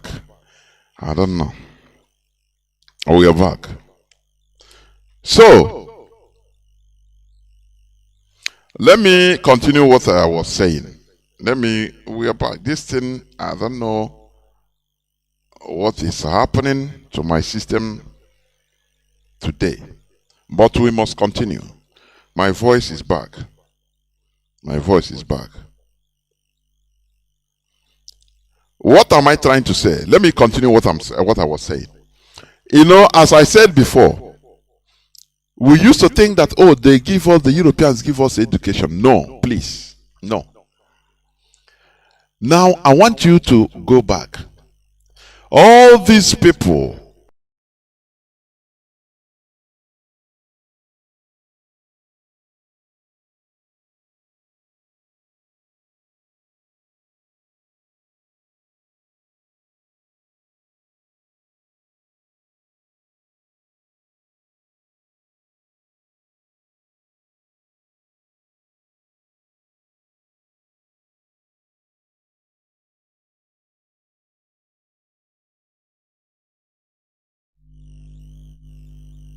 these people, I mean, our so-called founding fathers, so they say, they study in England the law. The Europeans are next us in their own civilization, so that we become perpetual students, and that is what is happening in our lives today. Did you see any of them, all those people that go and become as of that time, become a scientist, study physics? No, it's far-fetched. You see them, they go and study English. Is that education? Law. They go and study law and to learn the European law, which they are Macpherson law constitution, to how to interpret, manipulate it against the people, to use it. That is what they studied that time. In order to be English gentlemen, now to come and turn everybody to the system, English system or European system, which we are not. It's not our value. Can I tell you something? Mahatma Gandhi studied also 3 years in London. But do you know what? He didn't want, his parents even didn't want him to go to London. In 19th century, 1888 to 1891. But he promised them, because they say, if he go to London, he will start behaving like all these foreigners, all these English people. Do you see how people are preserving jealously their values? Do you understand that? Now Mahatma Gandhi promised the mother that he will go there, he will never eat meat. Because that is, you know, Hindu, their religion prohibits eating meat. Their value prohibits eating meat. He said he will never eat meat, he will never drink alcohol, and he will never touch another woman. And that he did. He went there, he didn't engage and try to become anglicized. No. He learned law, which he practiced in South Africa later. He stayed only 3 years and came back to India. So what am I trying to say? While our people, black people, they go there in order to imitate English way of life and forget about their value. That is the problem we are having today. Mahatma Gandhi went there, he didn't turn to Christian. He maintained his culture, his value. Our people, our people, they go there only to turn to Englishman, to European. They become, even the way they speak. Look at the way, everything. You understand? So, it is not that they give us education. No, we had education in our own way. Only that we went and discarded our educational system, our value, our education. Instead of furthering and developing it, we discarded it and tried to be who we are not. That is the confusion we are having today in our lives. That is it. English, that is the confusion. What of Japanese, Chinese? They didn't abandon their culture. They didn't go there and abandon their culture. They didn't go there to abandon their culture. They didn't go there to study. That is why they maintained their system. Even their way of writing, till today, they didn't indulge in English alphabet. And today they are developed. When they think in their original way, their original brain. They think, Japanese language. They don't think like English. They don't think like English or European, no? But as if he went and come back and become, hey, if you are speaking Igbo, he will speak also no Igbo. That is the problem we are having today. We banished everything concerning us and try to be who we are not. But the words of Pope should make you to go back to tell you that you are nothing to them. You understand? He's interested in the real human beings, Ukrainians. Whether they kill millions of us as Christians, you claim to be, it is not his problem. Isn't it not time for us to have a rethink and go back to who we are? Let me take another headline, please, before I open the lines, please. Okay. I will read this news. It said, collects their money, vote for me, Obi Oji supporters ahead of next year's election. I'm laughing in Latin. You see a presidential candidate. He knows that this is a vote, money for voting is against the law. But he is encouraging you, as normal thing. When a crime goes too much, it becomes the norm.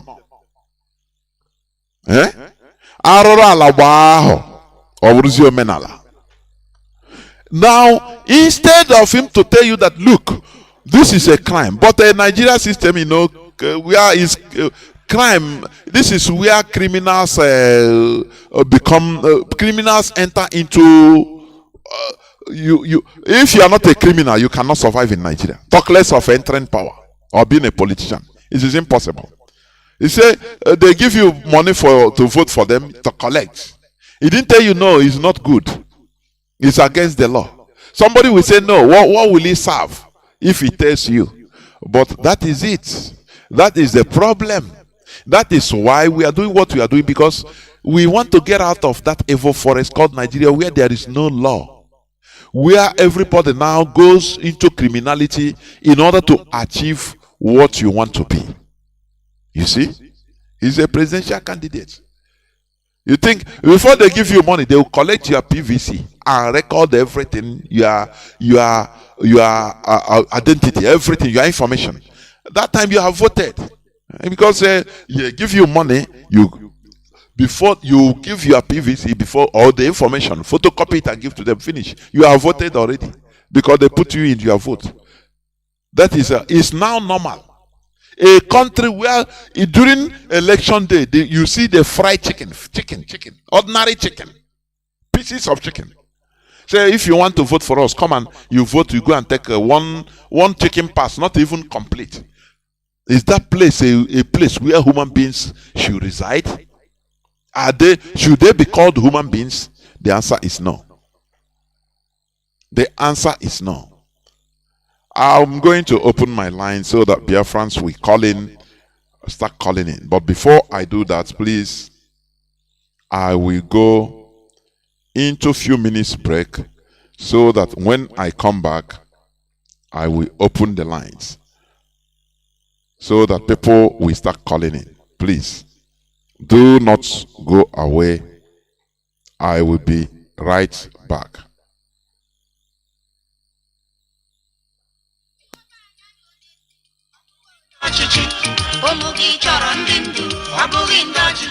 Don't afford this war with military. It's war. It's money. Is it not what is going on today? Therefore, he boasted. I will dig out that clip. He boasted. He said that IPOB that is going to flow in, that he's going to bring on parallel IPOB. That we counter IPOB from inside the IPOB. Have you forgotten? He made this statement, I think, 2020. That is what, is it not what is happening today? To give orders, counter orders against IPOB. When IPOB give orders, they give counter order. In order to confuse the people, they put sit at home 5 days. In order to make people confused, suffer, and start say grumbling and turn against IPOB. That is devil mind. That is what he said, and that is what is happening today. Our leaders say, "Will you that is talking about give us gun, give us gun." Can you resist propaganda? Propaganda can come through money, financial inducement. When they corner you as a fighter, as a soldier, now they corner you, they give you, say, leave this thing, say your people, you are suffering. You die now, you die. Leave them and give us information, supplying us information. Behave like you're a fighter like them, or give us information. And we'll be giving you money, giving you anything you want. How many of us can resist it? This type of offer. When I look at Biafrans today, Igbos today, I say no. How many percentage of people can resist it? How many? Don't you see people like Pastor Jack? When he come back like he will talk like human being. Mazi Nnamdi Kanu is our leader. But with a little touch of money, only call. He have contacts. A call from America. He started dancing the other side. Do you see it? That's why many of our people's talks, I might be wrong anyway, but I don't take it serious. Not everything I take serious again. Because when you bring something, they'll be laughing and talking another thing. You see the real character in the person. You understand? You understand me? So, this is what is going on. Why have we forgotten? I said, therefore, my governor, still the present governor of Ebonyi State, he said, if IPOB did not stop, if Mazi Nnamdi Kanu did not stop what he's doing, what IPOB is doing, agitating for Biafra, he first of all said that Ebonyi is not part of Biafra, and we dislocated that. Now he said, okay, you people want to put Gary sand inside my Gary by making me miss 2023 presidential candidate. Now, we shall, if IPOB didn't stop what they are doing, that they will bring up IPOB from inside IPOB, but parallel to IPOB. Is it, this man said it open. I will bring out, another day I will dig out this clip and play it so that you hear. Is it not what is happening today? That is what somebody can come up here and start telling us, why not work with this person? Why not? Are you crazy? Because our people don't listen. They listen, but they are 15 minutes people, according to Mazi form. Our people. we are, you know, highly sentimental. Once we react like a dog, wriggle our tail. Hey, Mazi Nnamdi Kanu, I'm at your back, I'm in your front, I'm in your back. Hey, that you don't know, you think it's a human being talking, you don't know that it is only sentiment, emotion talking. Tomorrow he will start asking questions. Nah, this thing self. Nah, I become confused. You say, but are you not the person that said this thing yesterday? You have forgotten. He said, nah, this thing looks confused to me, you know. And when they corner the person, they promise him $100, he start talking another thing. But you see, is the person that was speaking like you know, anything the other day. And you say, but what is this? What is this? What is happening? You understand? So what am I trying to say? We must be consistent. The way Ohaneze Ndigbo is going, if not Mazi Nnamdi Kanu and IPOB, they would have sold us. These people are more dangerous than even the Fulani. They say they are thanking the governor of Enugu State, Ugwani, for making effort to trying to search for solution. He never even he's making effort. He never even starts searching for solution, but he's making effort. You know, just like a mother now warm up. He never go into the boxing ring. He's warming up. He just wake up from sleep. So that effort is making in order to try to search for solution to the carnage in a Hamufu. They start tanking today. Now, why is he the chief security officer of that state? Somebody that should come out and organize people. Do you know that a governor can even organize protests under Nigerian constitution? And protest and say, no, we not agree. What is happening in our land? How are you killing my people? When Buhari left Buhari, when he was not in power, I think 2014 or 13, when the Fulani headsmen had they started their problem in Olufalaye farm in, I think, Ondo, Ogun State. And they killed some Fulani there. Biafra London, my the name Fulani is started the problem as usual. Of Biafra Land. We are live and direct. Today is the 23rd day of December 2022. Our lines are now open. Today is a K-Market day. Our lines are open. Our WhatsApp, our direct line is +1 213 328 6224. I repeat, +1 213 328 6224. Our WhatsApp and Signal line is +61 405 142 547. I repeat, +61 405 142 547. I have callers already on the line. Caller on WhatsApp. Can you hear me? Welcome to the.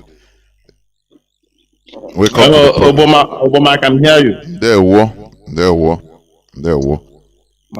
Mazi, Mazi watching you do, running from Dublin. Mazi, na okwu gị kwuru taa iji gwa eziokwu mụ aka ọ kachara emetụta n'obi. Anyị na-ekene gị maka ihe niile nkụzi na-akụziri anyị. Na-asụkwa gị masụ dị gbasara nke leta popu degara ndị Nigeria. Ama na anyị awụ ndị Nigeria, mana in as much as no one our people amabeghị ka situations were done na Nigeria.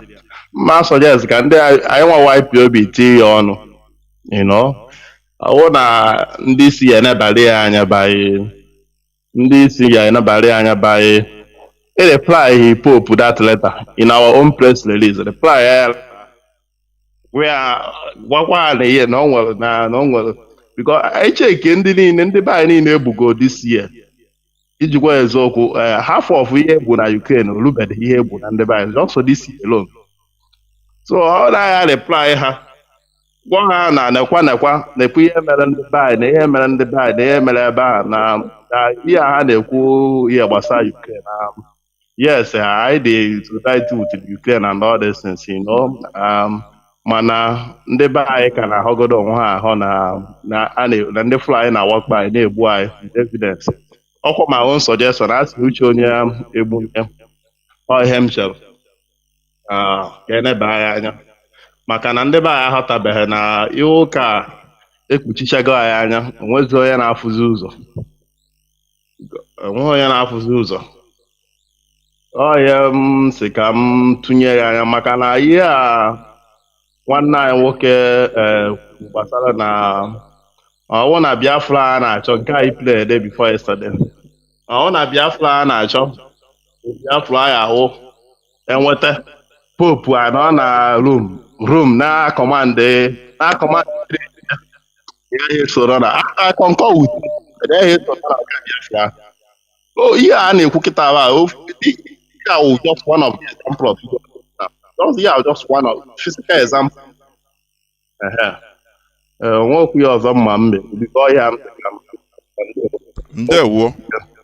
Ndewo. We must continue. You know, let me pick this call first before I comment on what you say. Caller on direct line, can you hear me? Caller on direct line, no, it's off. Caller on WhatsApp, welcome to the program. Can you hear me? Caller on WhatsApp. Caller on WhatsApp, can you hear me? Sorry, caller on Signal, I'm sorry. Caller on Signal, can you hear me? Hear you loud and clear. There, welcome to the program. Go on. Yeah, Mazi, how are you this evening? I'm good, and you? It's been a long time. Thank God. Is in charge. My beloved brother Jonathan, thank you so much for your good work. Thank you for all that you have done for our people. Sometimes when you ask this question, you are not sure if our people are really listening to what you are saying. Mazi, I'm now against you. The thing they enter. We are listening and we are applying everything we are learning in Radio Biafra. Sometimes when we don't call, maybe because of one or two things, or maybe situation of our job has changed. Even if we are not live when we are speaking, we used to go back and listen because this is where we recharge ourselves, we recharge our brain, we make sure that nobody will deceive us because people have died, just as to say, the mother will go in this struggle we are in.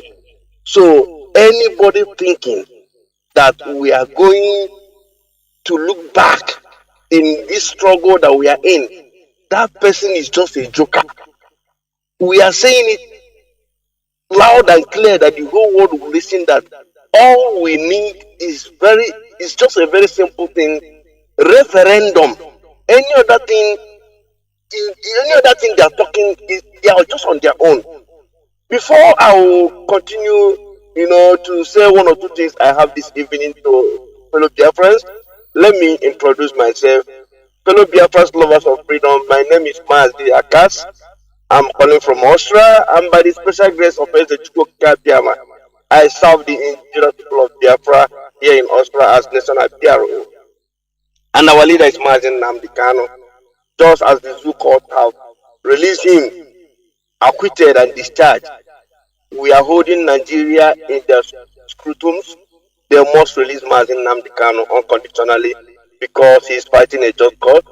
He just asks, allow my people to decide their fate where they want to belong. That's all. And no human being on earth can destroy this ideology they have put in our head. I will continue to support him until he's being released unconditionally.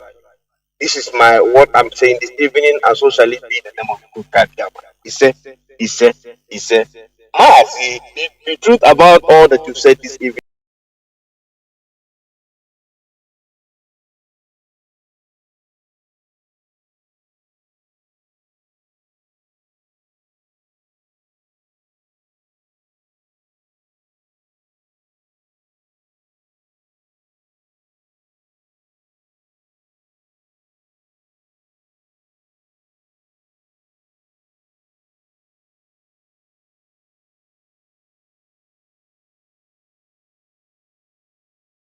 Is to let them work together.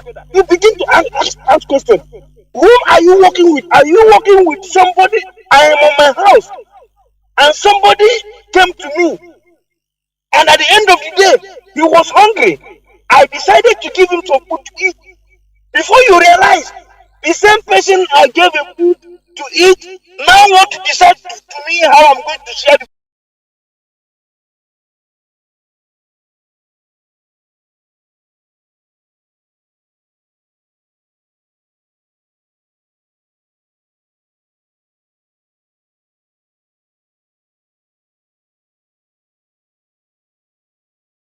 in my own house. I don't understand this thing. The bank no go here. I need to question. Mazi Nnamdi Kanu created IPOB. Before Mazi Nnamdi Kanu created IPOB, there was nothing like IPOB. There was a former he was written. When he saw that this man is not moving in the direction he wants, he left him and built IPOB. And you are asking the owner of the house to come and share his own house with an outsider. People in the nature, people should reason. IPOB remain who we are. If we don't want you, we can't accept you. We must keep you outside us, because if not IPOB, there is nothing like IPOB. Under the leaders of Mazi,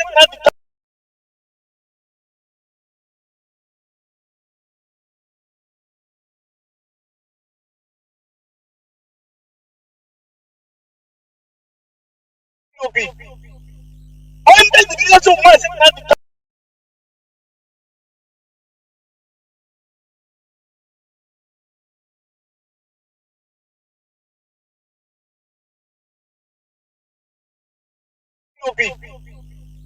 under the leaders of Mazi, under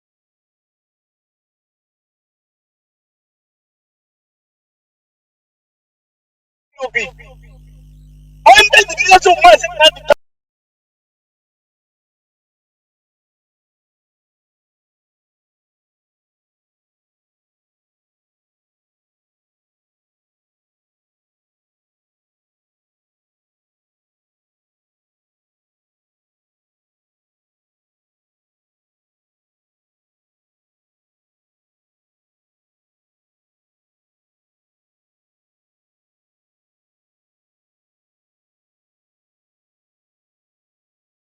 nonsense. They are killing us in Enugu. They are killing us in all over Nigeria. Please, we need money. Donate money to come. We need money. Somebody in jail, we should donate to give to Ukraine people. The same thing they are killing in Ukraine. That's the way they're killing Biafrans. If the Republican Paul don't hear it, let them hear it from us right now.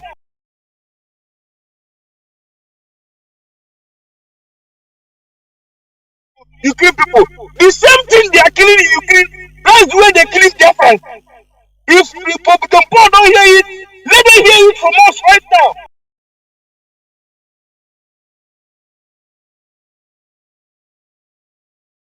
Ukraine people. The same thing they are killing in Ukraine. That's the way they're killing Biafrans. If the Republican Paul don't hear it, let them hear it from us right now.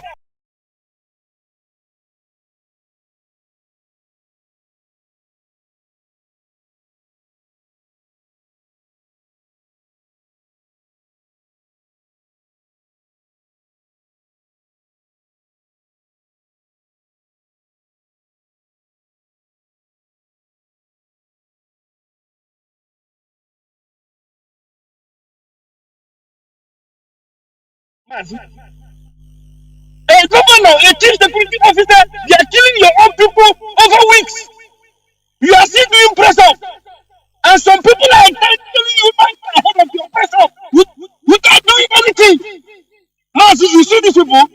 And just as Mazi and what I have said, we will revenge any killing in Biafra land that Fulani has caused us. We will revenge, if not today, it might be tomorrow, it might be next tomorrow, it doesn't matter. Anytime we decide, we will revenge. You cannot come to a land like this because our people that are deciding in North, they have not killed the people they met there. They have not killed Fulani, but you come in our own land, go to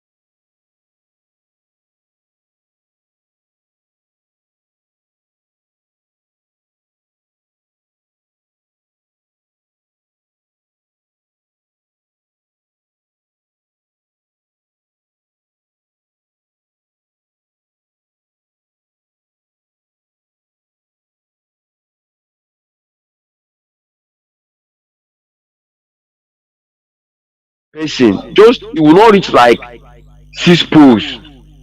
They will do something that you will not know where you are again, and they will collect whatever the person is holding. Maybe the phone, the money, your ATM, and everything. The person told me that it happened to him, but today I experienced it.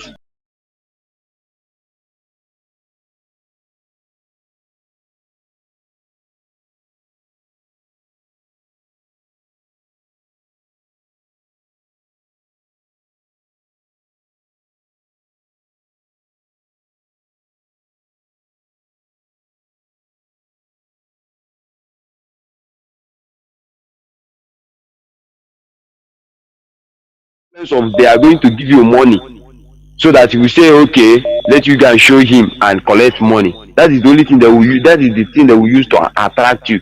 So some of our youth or some people who are attracted to money, our people should be very, very wise. If they ask you, they come, they are not an, they are working with our people. Are you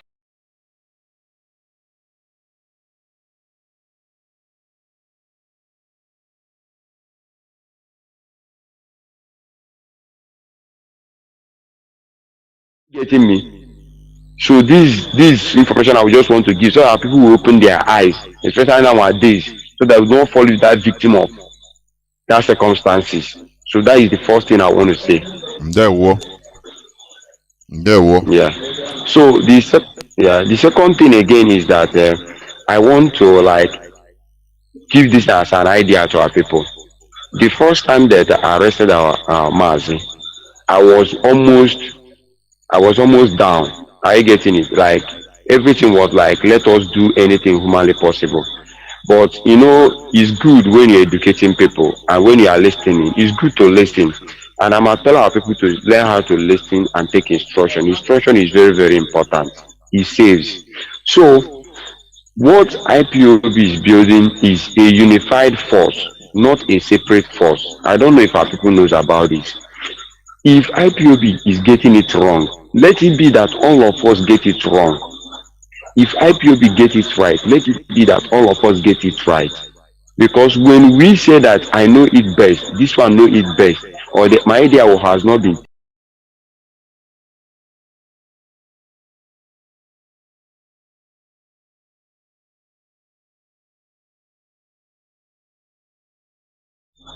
if IPOB get it right, let it be that all of us get it right. Because when we say that I know it best, this one know it best, or that my idea has not been,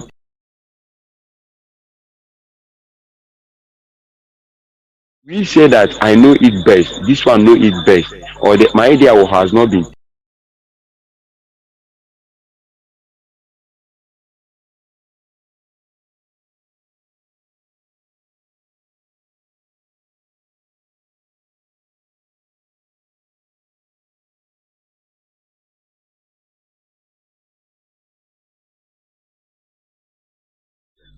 it will build your mental toughness of things that is going to come, and it will make you more hard and more strong to fight for this very particular freedom.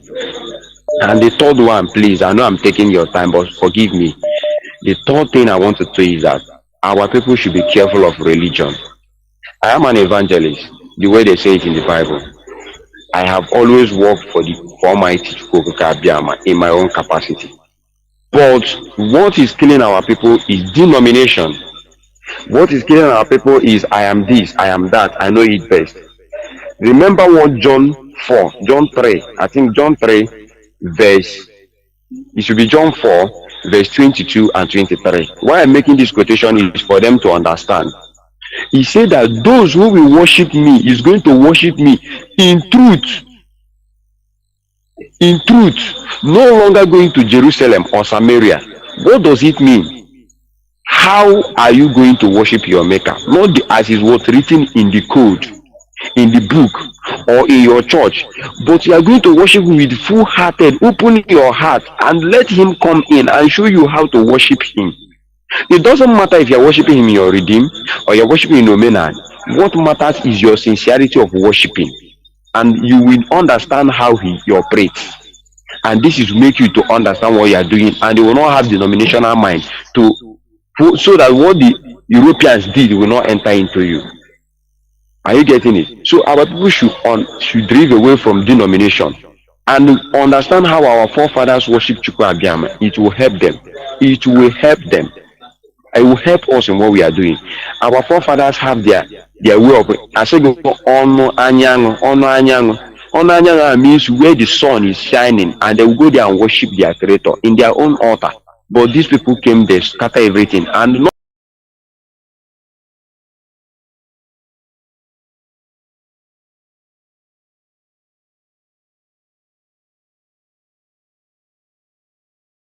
because they came, but we do not understand and we throw our own away. They have never worshipped idol. Our forefathers never worshipped idol. They are worshipping Chukwu Abiam. So this is little thing I want to contribute. And please, this work will never stop. And I really appreciate you, Mazi, and There continue the Mazi. good work. Thank you very much. There remember, Thank please. you. We must continue. Caller on direct line. No, it's gone. They are filtering the line. I don't know. Mostly from the zoo. Caller on signal. You have been there since going to 10 minutes. Caller on signal. Can you hear me? Thank you, Professor Jonathan. There, Mazi. Good evening from my location. Welcome to the program. I remain your.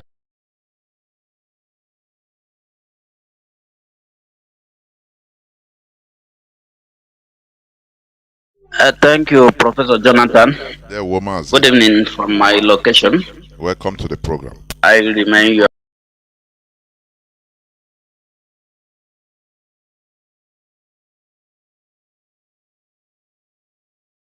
Thank you, Professor Jonathan. There, Mazi. Good evening from my location. Welcome to the program. I remain your.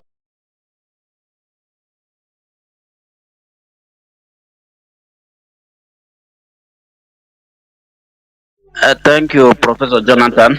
There, Mazi. Good evening from my location. Welcome to the program. I remain your.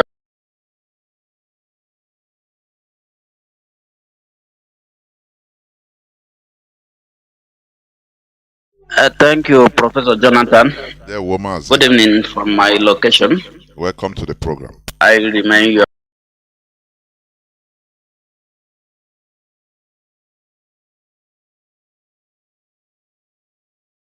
Welcome to the program. I remain your.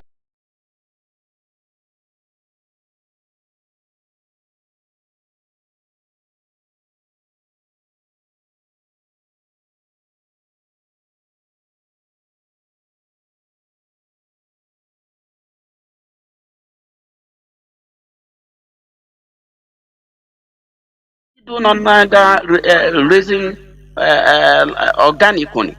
We begin to reason like a programmed computer. Do you understand? So that's what it does to us, and that's the reason we must keep talking about this religion. Not as though religion is too bad, but every continent, every country has religion indigenous to them. This one is borrowed. It is not in our nature. And when we try to practice it, we will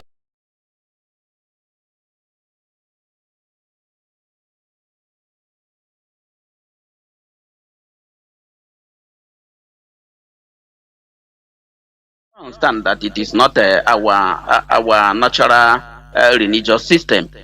So these are the things.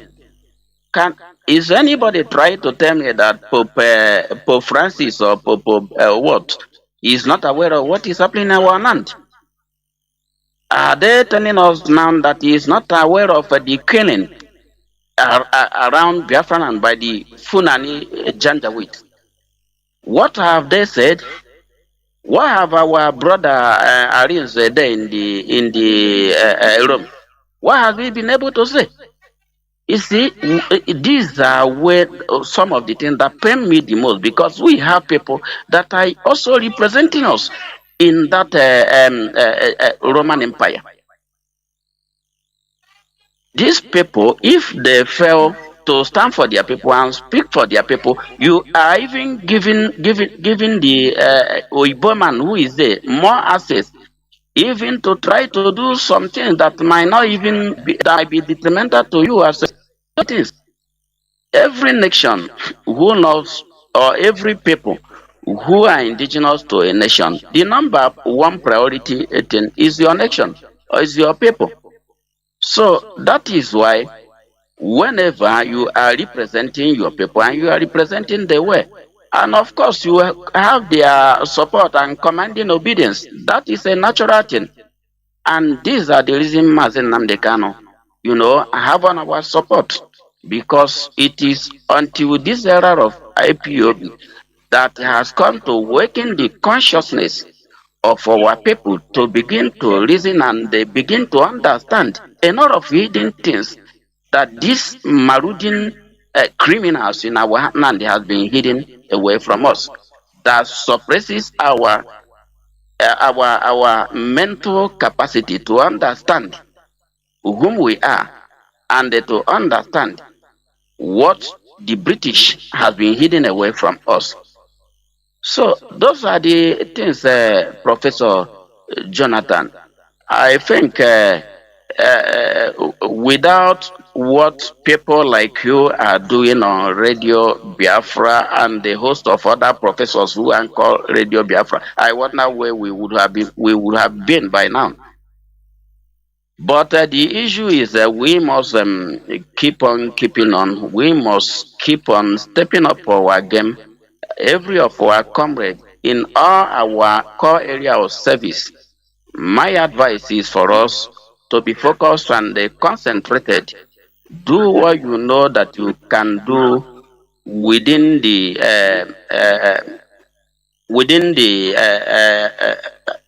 how the leadership approve it in accordance to the direction of the leadership. Do what you can do and make sure that you are not left out from this very noble cause. We must continue to do what we can do until our motherland is restored. There is no going back about it. Our people must be free. The killing in our land must, or the bloodbath in our land. But we cannot continue to maintain a one-useness Nigeria by watering our blood every now and then. That will not continue to happen, Professor Jonathan. It doesn't matter what the insignificant few who try to compromise by sacrificing our people, and they try to do a honor of atrocities, commit a honor of atrocities against our people. It doesn't matter what, regardless of what they do, we must continue to do what we do, and our land shall be free at the end of the day. Thank you, Mazi Jonathan. Thank you very much. Kikama continue to guide and protect you. And you too. Thank you very much. Caller on direct line, can you hear me? Caller on direct line, can you hear me? Mazi, can you hear me? The whole world is hearing you, Mazi. Caller on direct line, please go on. Yes, go on, please, go on.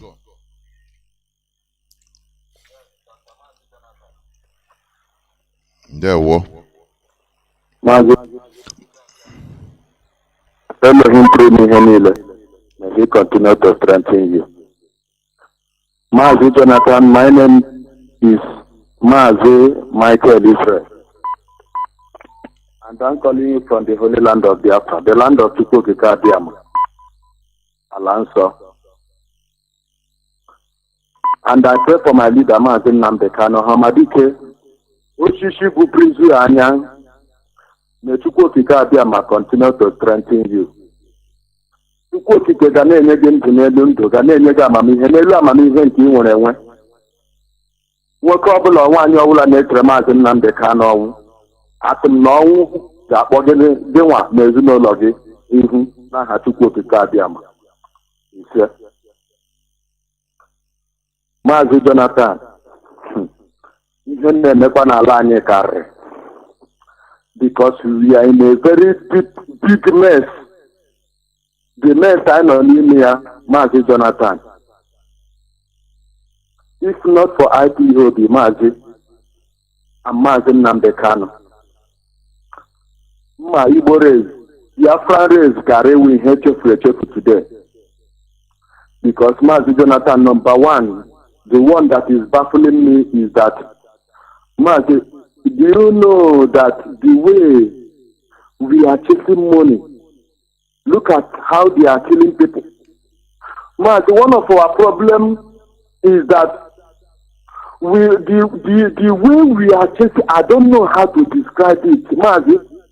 Even when they are killing people, even as our land is in disarray, look at the killing. But Mazi will still see people focus on money. Look at our leader, Mazi Nnamdi Kanu. Why is Mazi Nnamdi Kanu still there? The evil politicians in our land, they kidnap Mazi Nnamdi Kanu to kill him. But he's there. Why? Because the same people he's trying to save, they are using him to make money. As our leader is under detention, they are using him to, even the zoo government themselves, they are using our leader, Mazi Nnamdi Kanu, the leader of indigenous people of Biafra, to make money. And Mazi, you are right all the time by saying the evil, the hatred of an Igbo man will destroy Nigeria. And that is the reason why the zoo is going down and will continue to remain down. Nothing will rise the zoo. Nothing will rise Nigeria. Because the evil, the killing. Mazi, you know, Mazi Nnamdi Kanu said this. He said that Vicarious, you people should write it down. That Somalia will be compared to be a paradise to what is going to happen to the zoo. And Mazi, I want our people to remain strong. We should remain strong and fight the enemy. Mazi, we don't need to plenty everywhere. We should remain like this and hit the Fulani to die. Because Mazi, what these people plan for us, what they are doing, look at the killing in Enugu. You will see if he will just come. We see crocodile here, our people, killing our people. And the man again, there is something that is also baffling me that the impostor said one time. He said that Nigerian youth, that they are lazy. But Mazi, what I see in that thing is not only Nigeria. The impostor was trying to tell the Nigerians that they are lazy, all of them put together. Even the governors, the so-called governors in Igbo land, even in Yoruba land, he's telling you people that you are lazy, but you don't have bread to reason. And Mazi, if you look at it, you will see that they are lazy. Because even, Mazi, you know, a lot is happening. Look at Atiku the other day. He said to the so-called Igbo people that when after ruling in 2027, then Igbo people will take the seat. Mazi, I reason why did Atiku say that before I dropped? Because Atiku has seen that some so-called Igbo people don't want to be in bunch with their people. P2B will take us to the next level. He will rebrand Nigeria. He will do this to Nigeria. Because how are they being the see that all the indigenous people that they are with Mazi Nnamdi Kanu? Why that everybody is agitating for referendum? Every Biafran. Atiku would have not had the liver to say that nonsense that he said. But he said it because that there are dead bodies. Thank you, Mazi Jonathan. Thank you, watching it. There were. Aganeku. Tola on WhatsApp, welcome to the program. Can you hear me? Yes, I can hear you. Good evening. There were, Mazi. Thank you for holding on for 13 minutes almost. Yeah, Jonathan, mine is, Nnamdi Kanu leader said we should no longer complain. So I'm not complaining about whether anybody is looking at our plight or not. But what I'm asking is, the other thing he said, that if there is no problem, we should create one.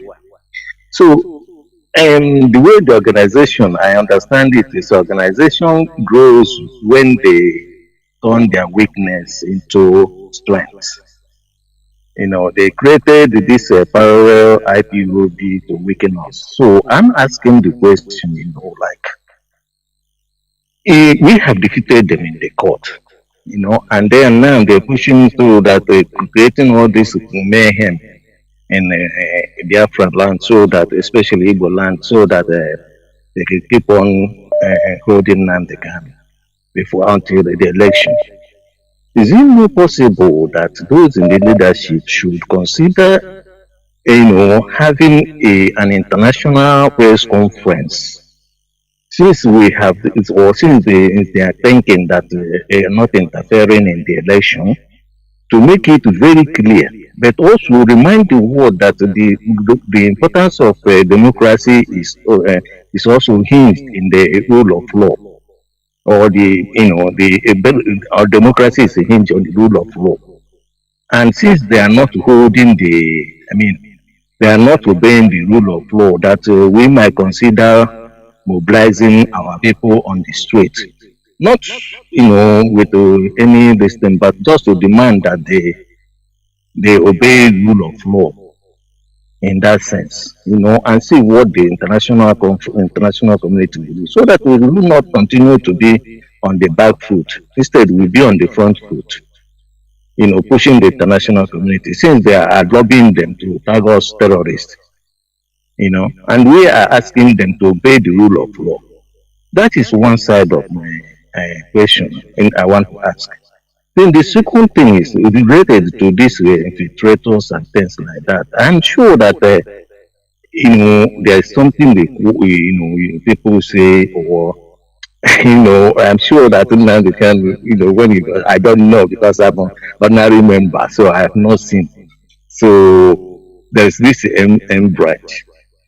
Is it not more than anything? Because they are trying to push us in the Western, those in diaspora. That's where they're pushing the money. You know, so that because this is our strength, this is the strength of the agitation. Is it not possible to resource these people so that they can do certain things, not necessarily killing anybody because we don't need to kill anybody. God, they say God doesn't make people force people to obey, but make them willing to do. And according to Don Corleone, in Godfather, he made the man who didn't allow his godson a place. He made him an offer he couldn't refuse. So that kind of offer could also be made to some these infiltrators here. It doesn't have to. You don't have to kill them. Just make them, show them vulnerability, and they see how that will turn out. You know. Another thing I want to talk about is this Nigerian election. The OB presenting OB. When Professor Soludo during his presentation of that book, Biafran Politics of Biafra in Nigeria. Ofodile. He talked, yes, about Fodile. He talked about creating a counter narrative. Now, that is hinge. All his argument is creating a counter narrative to agitation to Biafra. And maybe we didn't understand it. That was his main argument. Now that Britain, having listened to what Dr.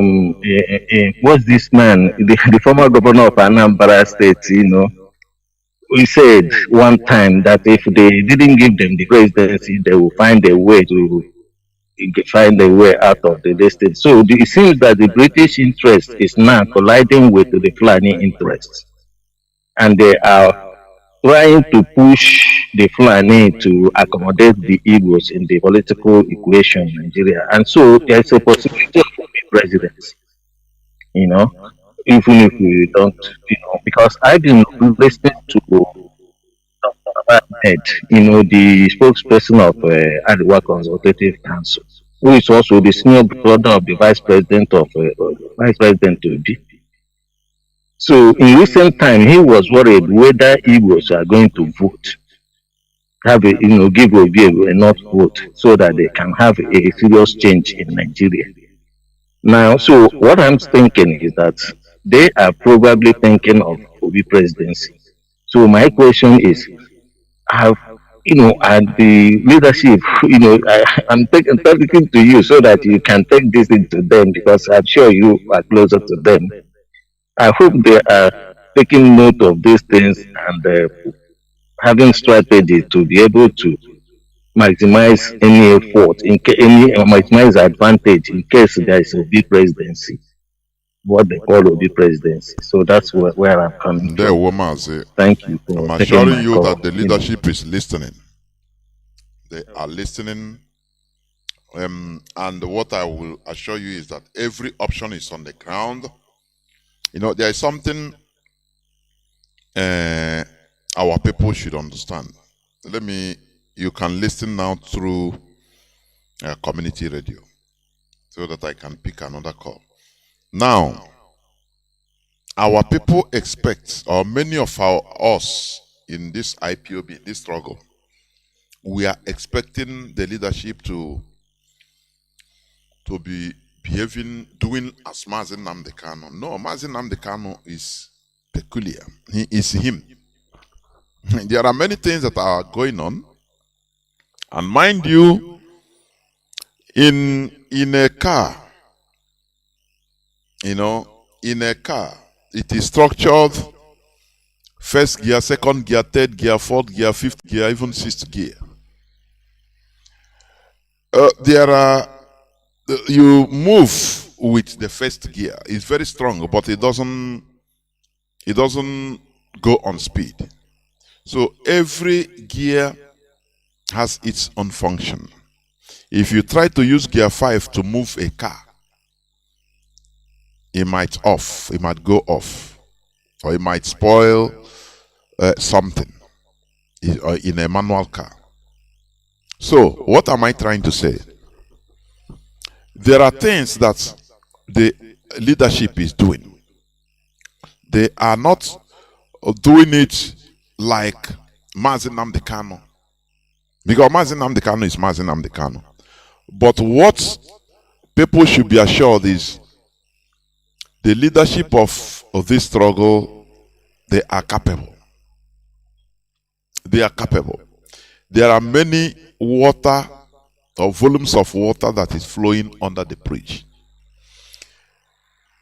The way that many of our people want the leadership to come and tackle, direct the issue of this election now. We are no more in a place in order to satisfy, in a stage to satisfy your emotion. So that whereas that thing no when it come be no. The leadership is taking their time to study things, do things even underneath more than what is going on up. Because there is a way you do something or talk something that you will do. The zoo they have learned. They have learned. If you continue it as before, you will go nowhere. You understand? So the leadership is on top of issues. I can assure you. As you know, they are not there to satisfy me or you or or any of us to just give us a thumb up, for us to feel enjoy and satisfy, be happy, so just to be happy. No, the focus is to get us where we are going. That is the overall focus. So that is it. You could remember when Mazi Sanwo-Olu had been shouting, he started coming to shout the names of all these criminals, the known ones. Some of our people were even against, saying, no, leave this thing, let us focus on Biafra struggle. Everything, many of our people, we have opposing opinion because it's a group of people, it's normal. But it's after you will start seeing the wisdom in what they are doing, and we are seeing it today. Had it been Mazi Sanwo-Olu didn't start at the early time, because the leadership is seeing the future. Just like our leader, they see the future. Now they know how to navigate. Not to make us happy, no. They can make us happy and after nothing happens. Only all those things you see, they did it on the head, we are happy, but after nothing, no progress. Everything will be destroyed. But that focus. Had it been, imagine that Mazi Sanwo-Olu, the leadership didn't come up on be talking to Biafrans and look. Criminality is not part of what we are doing.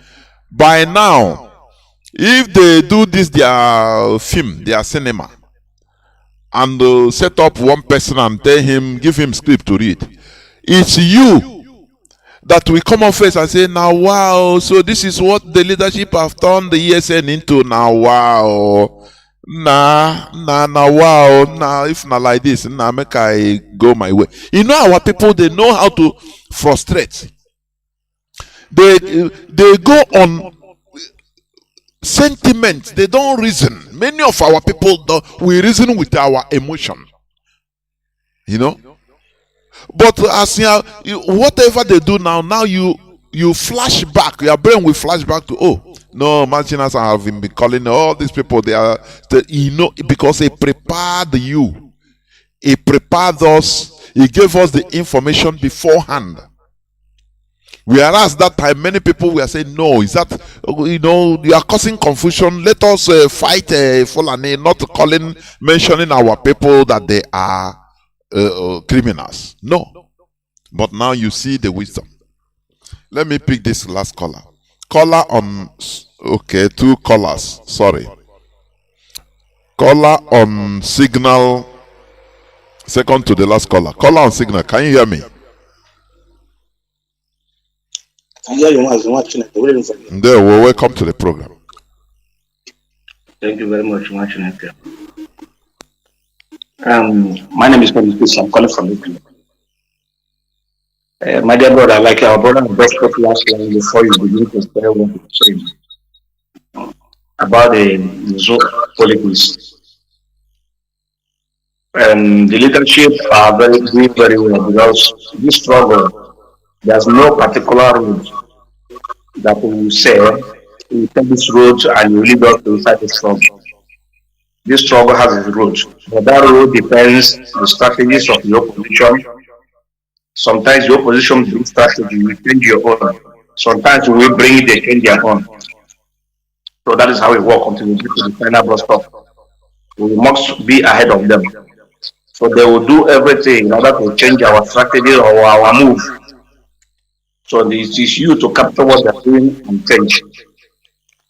So having said that, in terms of election in the zone, I want to tell our people this thing. They should remember this thing. Do not hope on the election of the zone. Will be or no will be.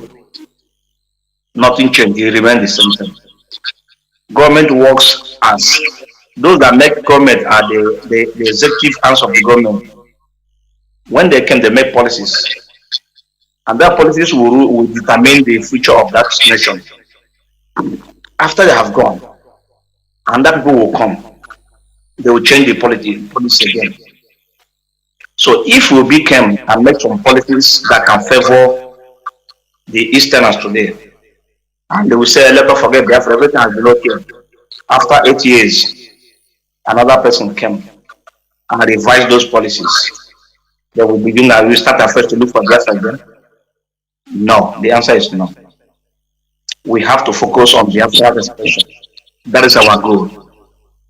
Our reasons of leaving Nigeria is not only because of the strangulation of the economy or the infrastructure under development. Our reason is the incompatibility of the value system. We can't match together because of the character, the way they behave, the way they do things is different from our own. And we can't live together with this such character. So if we find it difficult to live with people with this character, I have been traveling around Europe. We have seen them. Why they divided themselves? Because everybody want to be their own. From Copenhagen to Oslo, is not from Owerri to Onitsha, just 2 countries. But they are living differently in harmony. So because they understand their value system, their differences, and everybody want to be on their own. So I'm telling our people should not think about this election or no election. And the worst thing about the election now is that I should remember Mazi, in 2017, our leader had meeting with the Igbo governors in Enugu. They asked him to drop Biafra education. Our leader said to them, no, go to Abuja and bring something. And let us see something for her. Then we begin, maybe he will rethink. And they said, no, drop it, let us go to Abuja and see. They go back and said, they come and announce that Igbo doesn't need presidency. What they need is to restructure Nigeria. They run around for restructuring of Nigeria. At the end of the process, it was zero. Fulani drive their brain into regional police, state police. They talk about regional police, state police for over 6 months. They make the midget of the Kaduna, the head of the committee. He led them for one meeting and they bury it on the ground. Since then, no regional police, no restructure, nobody talk about it again. They now drive the Igbo people or Nigerians into presidency. And they want the Igbos they want to talk. They say, no, it's our turn of Igbo. Somebody said, Ojus Okala and the political elite will have said, no, leave them. 2019, nobody's talking. Let Buhari continue and finish 8 years. After 8 years, no, it's the turn of Igbos. Man, people today was there. All of them, PDP make a consensus and said that they must zone the presidency. Then after 2019, 2020 primary, now 2022 primary, what happened? Those politicians are telling you that they want one Nigeria to restructure Nigeria. They have abandoned their brother who is seeking for presidency and now seeking for party presidency. Tomorrow they will come back and tell you, no, we need Igbo presidency. P2B is an Igbo man. They didn't support him. So this is the kind of politicians you will pay attention to. They are irrelevant. They don't have any future for us. If we look at them, all of us will die. Just take a good look at Soludo. Look at what he's talking about. How he's doing. The P2B came and they removed the towns in Anambra State. Removed them. It's not paying anybody. But this man has taxed POS people in Onitsha.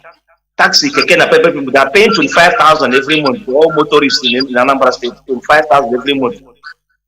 For him to get money to build some road and other things.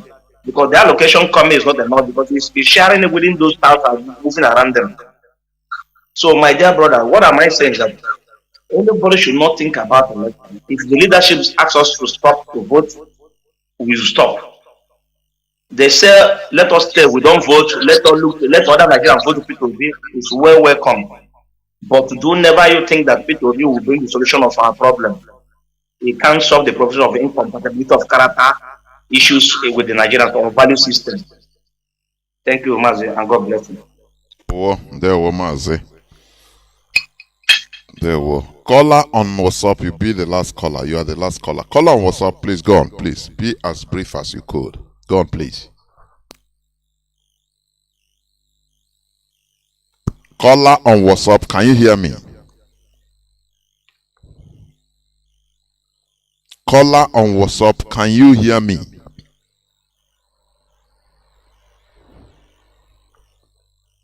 I don't know. Caller on direct line. Can you hear me? Please go on. Call on direct line. You'll be the last caller. You take the place of the WhatsApp. Go on, please.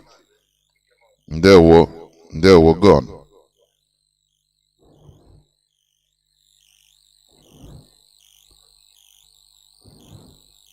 My name is Sirimen Chika from Mobimgaba Mazi. I'm calling from the Republic, Cotonou, precisely Mazi. Mazi, I just want to say about those people in our land, the political beggars, all of them, and the governors. Mazi, you know, since after the war, when they have been killing our people in the north, for all the whole states in the north, they have been killing our people. But the slaves in our land have never even fight for us. Ask questions, why are they killing their people in the north? No, because they are already slave agents in our land. And they have prepared us to continue living like them for many dozen years. But thank God today, the God of Biafra, our ancestors bring Mazi and the Kalos to come and rescue us from this slavery. That is why today, IPOP, led by Hamadike, is the only one that are rescuing our breaking bone life again from the zoo. We are the only people in our land, the Biafra land. The whole leaders in our land, the whole politicians, the whole rulers in our land, they are not leaders. They are slave agents in our land. So we have nobody. That is why you see the whole killing in our land. They cannot challenge their master. Master, from that in that kingdom comes. We should not listen to, we should not care about what they say because they are slave servants in our land. Slave can never challenge his master unless he wants to fight tooth and nail as we are fighting now, do or die, in order to be free from the captivity. That is why we are fighting to liberate ourselves from the slave masters. We, the agents, are fighting to deliver us to their master, which is the political beggars in our land, and some Hanese, and some that. You see, Mazi. So that's how it is. Now, when we talk about the seaport in the west, as you said before, Mazi, I would tell you that in the zoo, that hellfire called Nigeria, the west have nothing to agitate because they are benefiting from the zoo. Mazi, that's the reality. The seaport is there. Oil where they have, international airport is there in their land, functioning the same way it's functioning in the north. So they have nothing to worry about. We, the Biafrans, are the ones fighting. We are fighting to survive because we are done already. So we are fighting to resurrect ourselves. We are fighting to survive. So that is why it's like that. Because all the whole tribe in that zoo, the whites are benefiting from the zoo, from the system. So they have nothing to complain about. That's the reality. Now, the political slave servants in our land, they are the ones that are supposed to agitate the few ports that we don't have, and international airports, and all the whole industries they close in our land. But they can never challenge their master. From night to kingdom come, that's the reality, master. We, the IPOP, lead by Hamadike, are the only one fighting to survive. We are fighting to survive, master. We are fighting to survive, to have life, to remove ourselves from that hellfire, that dungeon called zoo, master. That's the reality. Without IPOP, without Hamadike, without IPOP leader Hamadike, we have gone. We have gone. That's the reality. Now, Mazi, look at the Benue governor. This man that are using in the mouth of the Fulanese that surrender everywhere in Benue. But this man stands strong and still talking with camera. Now, for you to see, I do think that the slave servants in our land are talking like this man. Fulanese have known that that is danger because they are slave servants. They cannot talk like autumn. That's the reality. From not to the kingdom come, they can never talk. That is why we can never let the politicians go away with the support. They have been supporting their master to conquer us 100% in our land. That is reality. So we should not be listening to whatever they said. They can never challenge their master from not to the kingdom come. That's the reality. So the only hope we have is IPOP, led by Mazi and the Carlos and ESN. That is our hope and our life that I remain today. That we have village now, we can travel to in our homeland and sleep. Is all IPOP force, ESN. No anybody, nobody. The army they are talking about, the police, is they not the one that are cooperating to fight side by side with their border Fulanese in order to conquer our land? The same way they have conquered the 19 states in the north, and they made you bet, and they are still fighting to conquer our land. So, Mazi, without Ahmadike, IPOP, Mazi have gone. Our race has finished. That is reality. And again, talk about the Pope. Mazi, I can never blame the white people again. I will never blame them. I will never blame them. We have people. How many activists do you have in our land? What about Ngozi Okonjo-Iweala? All of them doing well in all over Europe. Are they not seeing what is happening to their land? They can never write and tell the white people they are working with this is what we are suffering. Look at how they are killing their own people. They will never talk. But if anything happens to North, happens to any other part in that zoo, you will now see Igbo activists going there to video, making a coverage, writing, telling the other people, the world, what is happening. But the same thing is happening in their land. They can never come out and video and write and make a post to the world to know what their people are passing through in the hands of the Nigerian government controlled by Fulani. Try to clear all the whole race in the land of Biafra land and to conquer. You can never see them because Abuha or Kamalama. Why the same thing is happening in their own land? That is why the slave character that the politicians has chosen to impose on us for many donkey years, they want us to continue living like that. Mazi, except IPOP, we have gone. Nobody can rescue us back except Hamadike. With no, Hamadike after this time around. These corporate Fulanis have been fighting for many years, 200 something years, in order to achieve. They would have achieved it within just 6 months, except IPOP, except Mazi Nnamdi Kanu, except IPOP. Mazi, our name now, Torre. I'm telling you the reality, Mazi. Mazi, I see the main chica from Mobile. I'm calling from Benin Republic. I'm signing up from Benin Republic. Mazi, good night. Bye-bye. There were Mazi. This is where I'm going to end or switch off the phones. Somebody was on signal, but it's no more. I don't know why. Biafrans and lovers of freedom, please. Our leader warned us severally. Do not fall for propaganda. You know, propaganda can work more than guns and bullets. Do you know one of the reasons why we always talk about our value, going back to our value,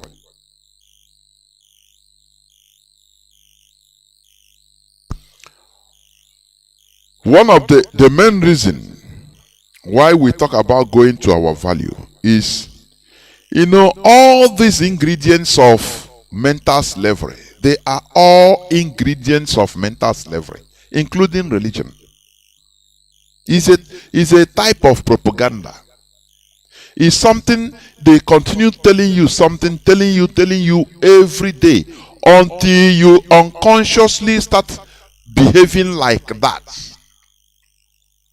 You know, anything that happens in Biafra land, criminals will do something, they will immediately, under 1 hour, it will come on news, Nigerian news, that is IPOB. They want to continue using this as a propaganda in order to pin things inside subconsciously. And before you know, people will start believing them. That is propaganda. Propaganda works more than guns and bullets.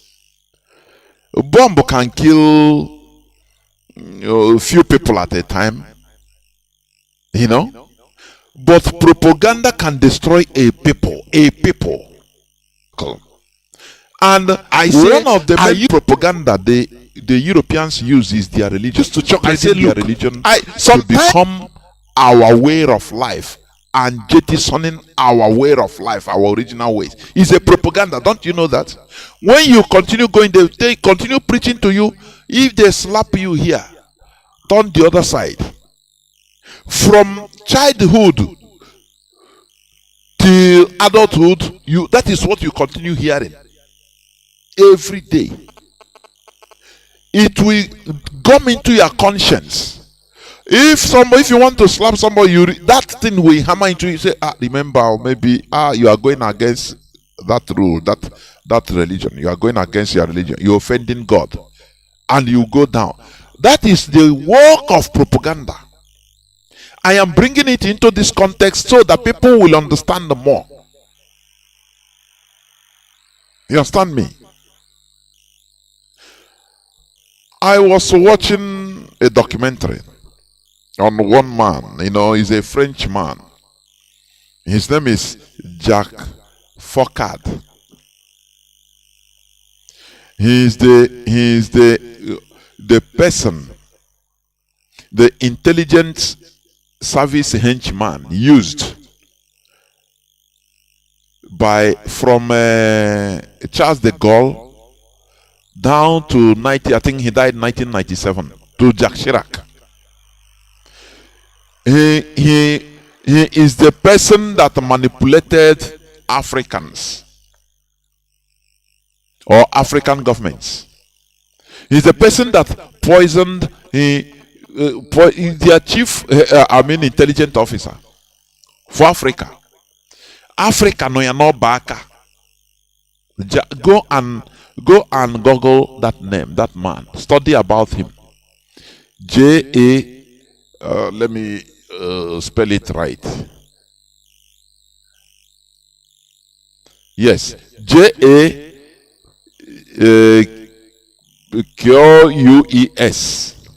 The way they spell it, Jacques then FOCAT, FOCART.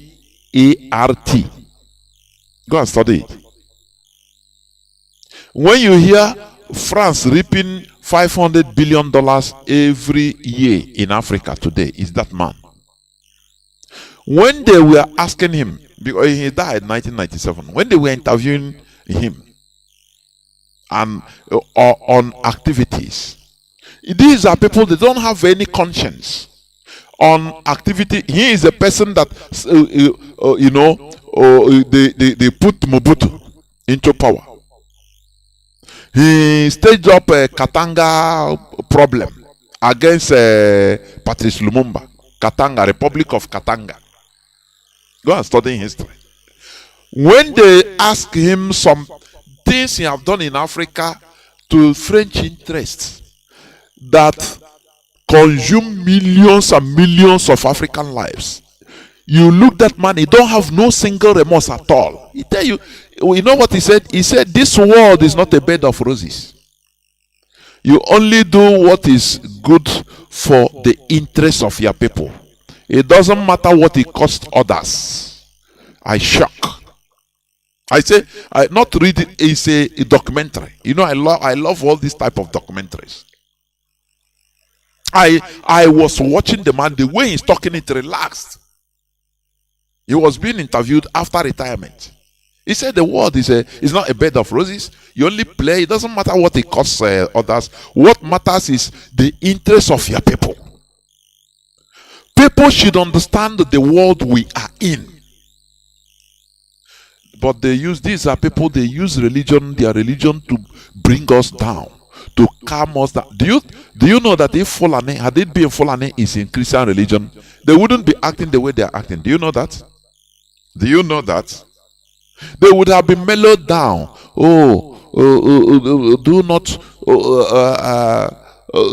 Do not fight for anything. You know, God is there to fight for you. If they slap you here, turn the other side. Slaves, obey your master. If Fulanis have accepted Christianity, before God and man, they would have been mellowed down like us. No matter their ferociousness. You understand? It doesn't matter any type of people. Once you accept one ideology that is against your interests as a people, I'm not talking about one person, as a people, it mellow you. Let me give you an example. You see, Arabs are ferocious people, yes. But look at Lebanon. Do you know why Lebanon has been in chaos? Lebanon was a Christian country. More than 80% Lebanese were Christians. I say more than 80. Go, if I'm telling you, go and is there. Go and study it. Before 1960s and 70s, or during 1960s and 70s, Lebanon, as you are seeing, Lebanon, Beirut, was more than 80% Christians. The Arabs, yes. But Christianity make them how will be church. When Israel came back and established a state of Israel in Palestine, and Palestinians that couldn't stay, they were uprooted from their places, and millions of them run away as refugees. Listen to what I'm telling you. Jordan is a Muslim country. It's an Arab country, but a Muslim country. Jordan refused to accept the the Palestinian refugees. Millions of them. Other Arab countries refused. Lebanon, being a Christian country, where Obi church, let me tell you, Obi, they use their, Christian value, let us accept, let us pity them, the Arabs like us, let us show that we are Christians. How will Obi church in Abatam Palestinians? Today, the problem Lebanon is having is these people they accept. Palestinians now, as Muslims, they now formed, different groups. Today, they have Hezbollah. From there, in Lebanon, people that accepted them as brothers to stay as refugees in their land. Now they turned the Lebanon now into Muslim country today, Muslim majority country. Christians, I don't know whether they are up to 30% today in Lebanon. And they are in there, they are fighting. They brought civil war. Now those people that they brought now started fighting against those that accepted them. Do you see what I'm saying? So when we talk about all this religion, it affected our life till today. The docility we are suffering is part of it. I don't know. Is part of it. Do you understand me? That is why you see the military. You see Christian militaries, non-Fulani or non-Muslim military junior officers that are undergoing, discrimination. They have gone, but they cannot do anything. They will start complaining. Instead, they will be videoing and complaining. Because if you say kill your officer now, no, Bible say we should not kill. He's an officer, so. But if you do it, many as a Fulani Muslim military, the value he has will make him. He will go and kill that officer. He doesn't care what happens to him. For you to understand how all these things affects our life. Our mama people on our Lebanon today in problem because of their Christian mind, church mind. Now accept. Hey, Bible say accept.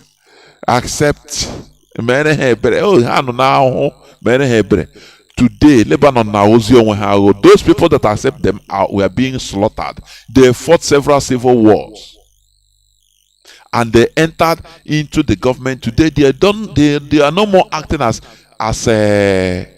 foreigners. No, they are part of the land now. All Palestinian refugees. Now they born their children. They encourage themselves to born.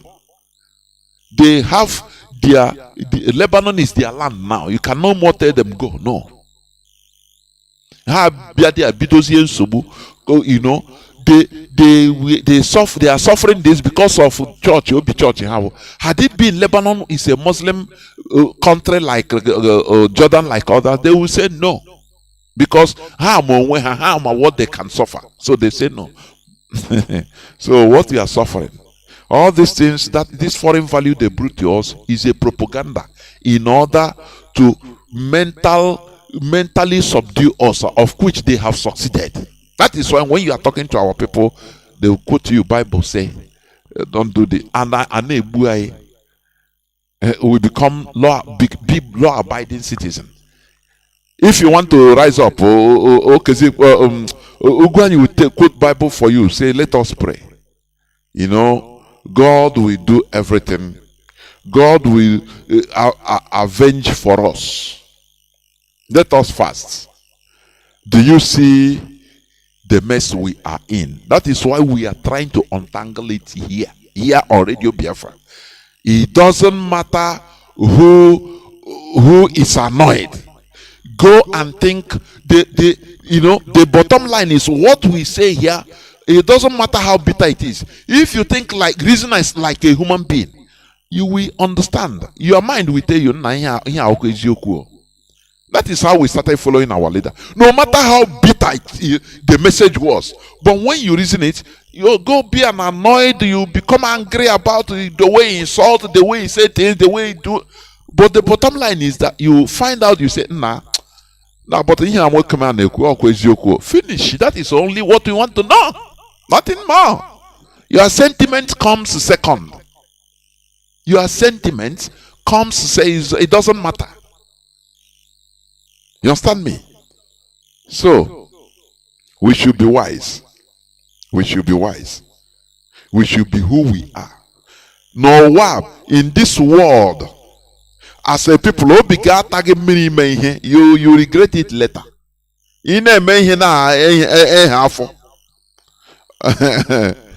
I say they asked that Frenchman that caused problems everywhere, instigated problems, killed, brought, Kereku of this guy of Togo. When Sekou of Guinea couldn't accept to join the league, he formed the League of French Africa. He formed. He said, we want to be really independent. You know what this man did? French intelligence, what he championed. He went and printed Guinea money. They printed fake Guinea money and full in Guinea. They bastardized the Guinea money. Guinea currency. They bastardize it by printing fake. You know, this thing is the work of intelligence. When you print your money, now your money they are the people printing it. They can obtain the original disc. They print it and bastardize your money. So your money will be devalued. You see, if you print, for example, now they say Nigeria, whether they print 50 million or 500 million pieces of naira, they will go and print 1 billion pieces, full Nigeria, and the people they will be using is a business. For you, you are making money. You have contact, you are making money, but you don't know that through you, your greed, they are destroying a generation of people. You don't know that. All these are talks of another day. We will be discussing all these things in detail so that our people will be understanding how the world works. The world, this world we are in. For you to get something, as I'm talking as a people, you have to have red eye. You have to cancel your conscience. Conscience. As long as it is to your people's interests, you don't care. You don't care.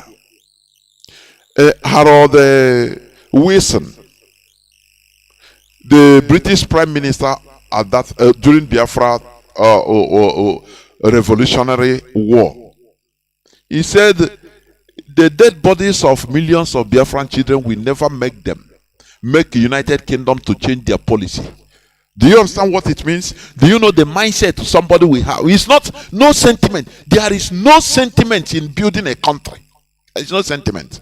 If any other country that you can bulldoze is in your, as long as you can get away with it, both politically or militarily, you do it. Today, Iraq is gone. Saddam Hussein is gone. America bulldozed it.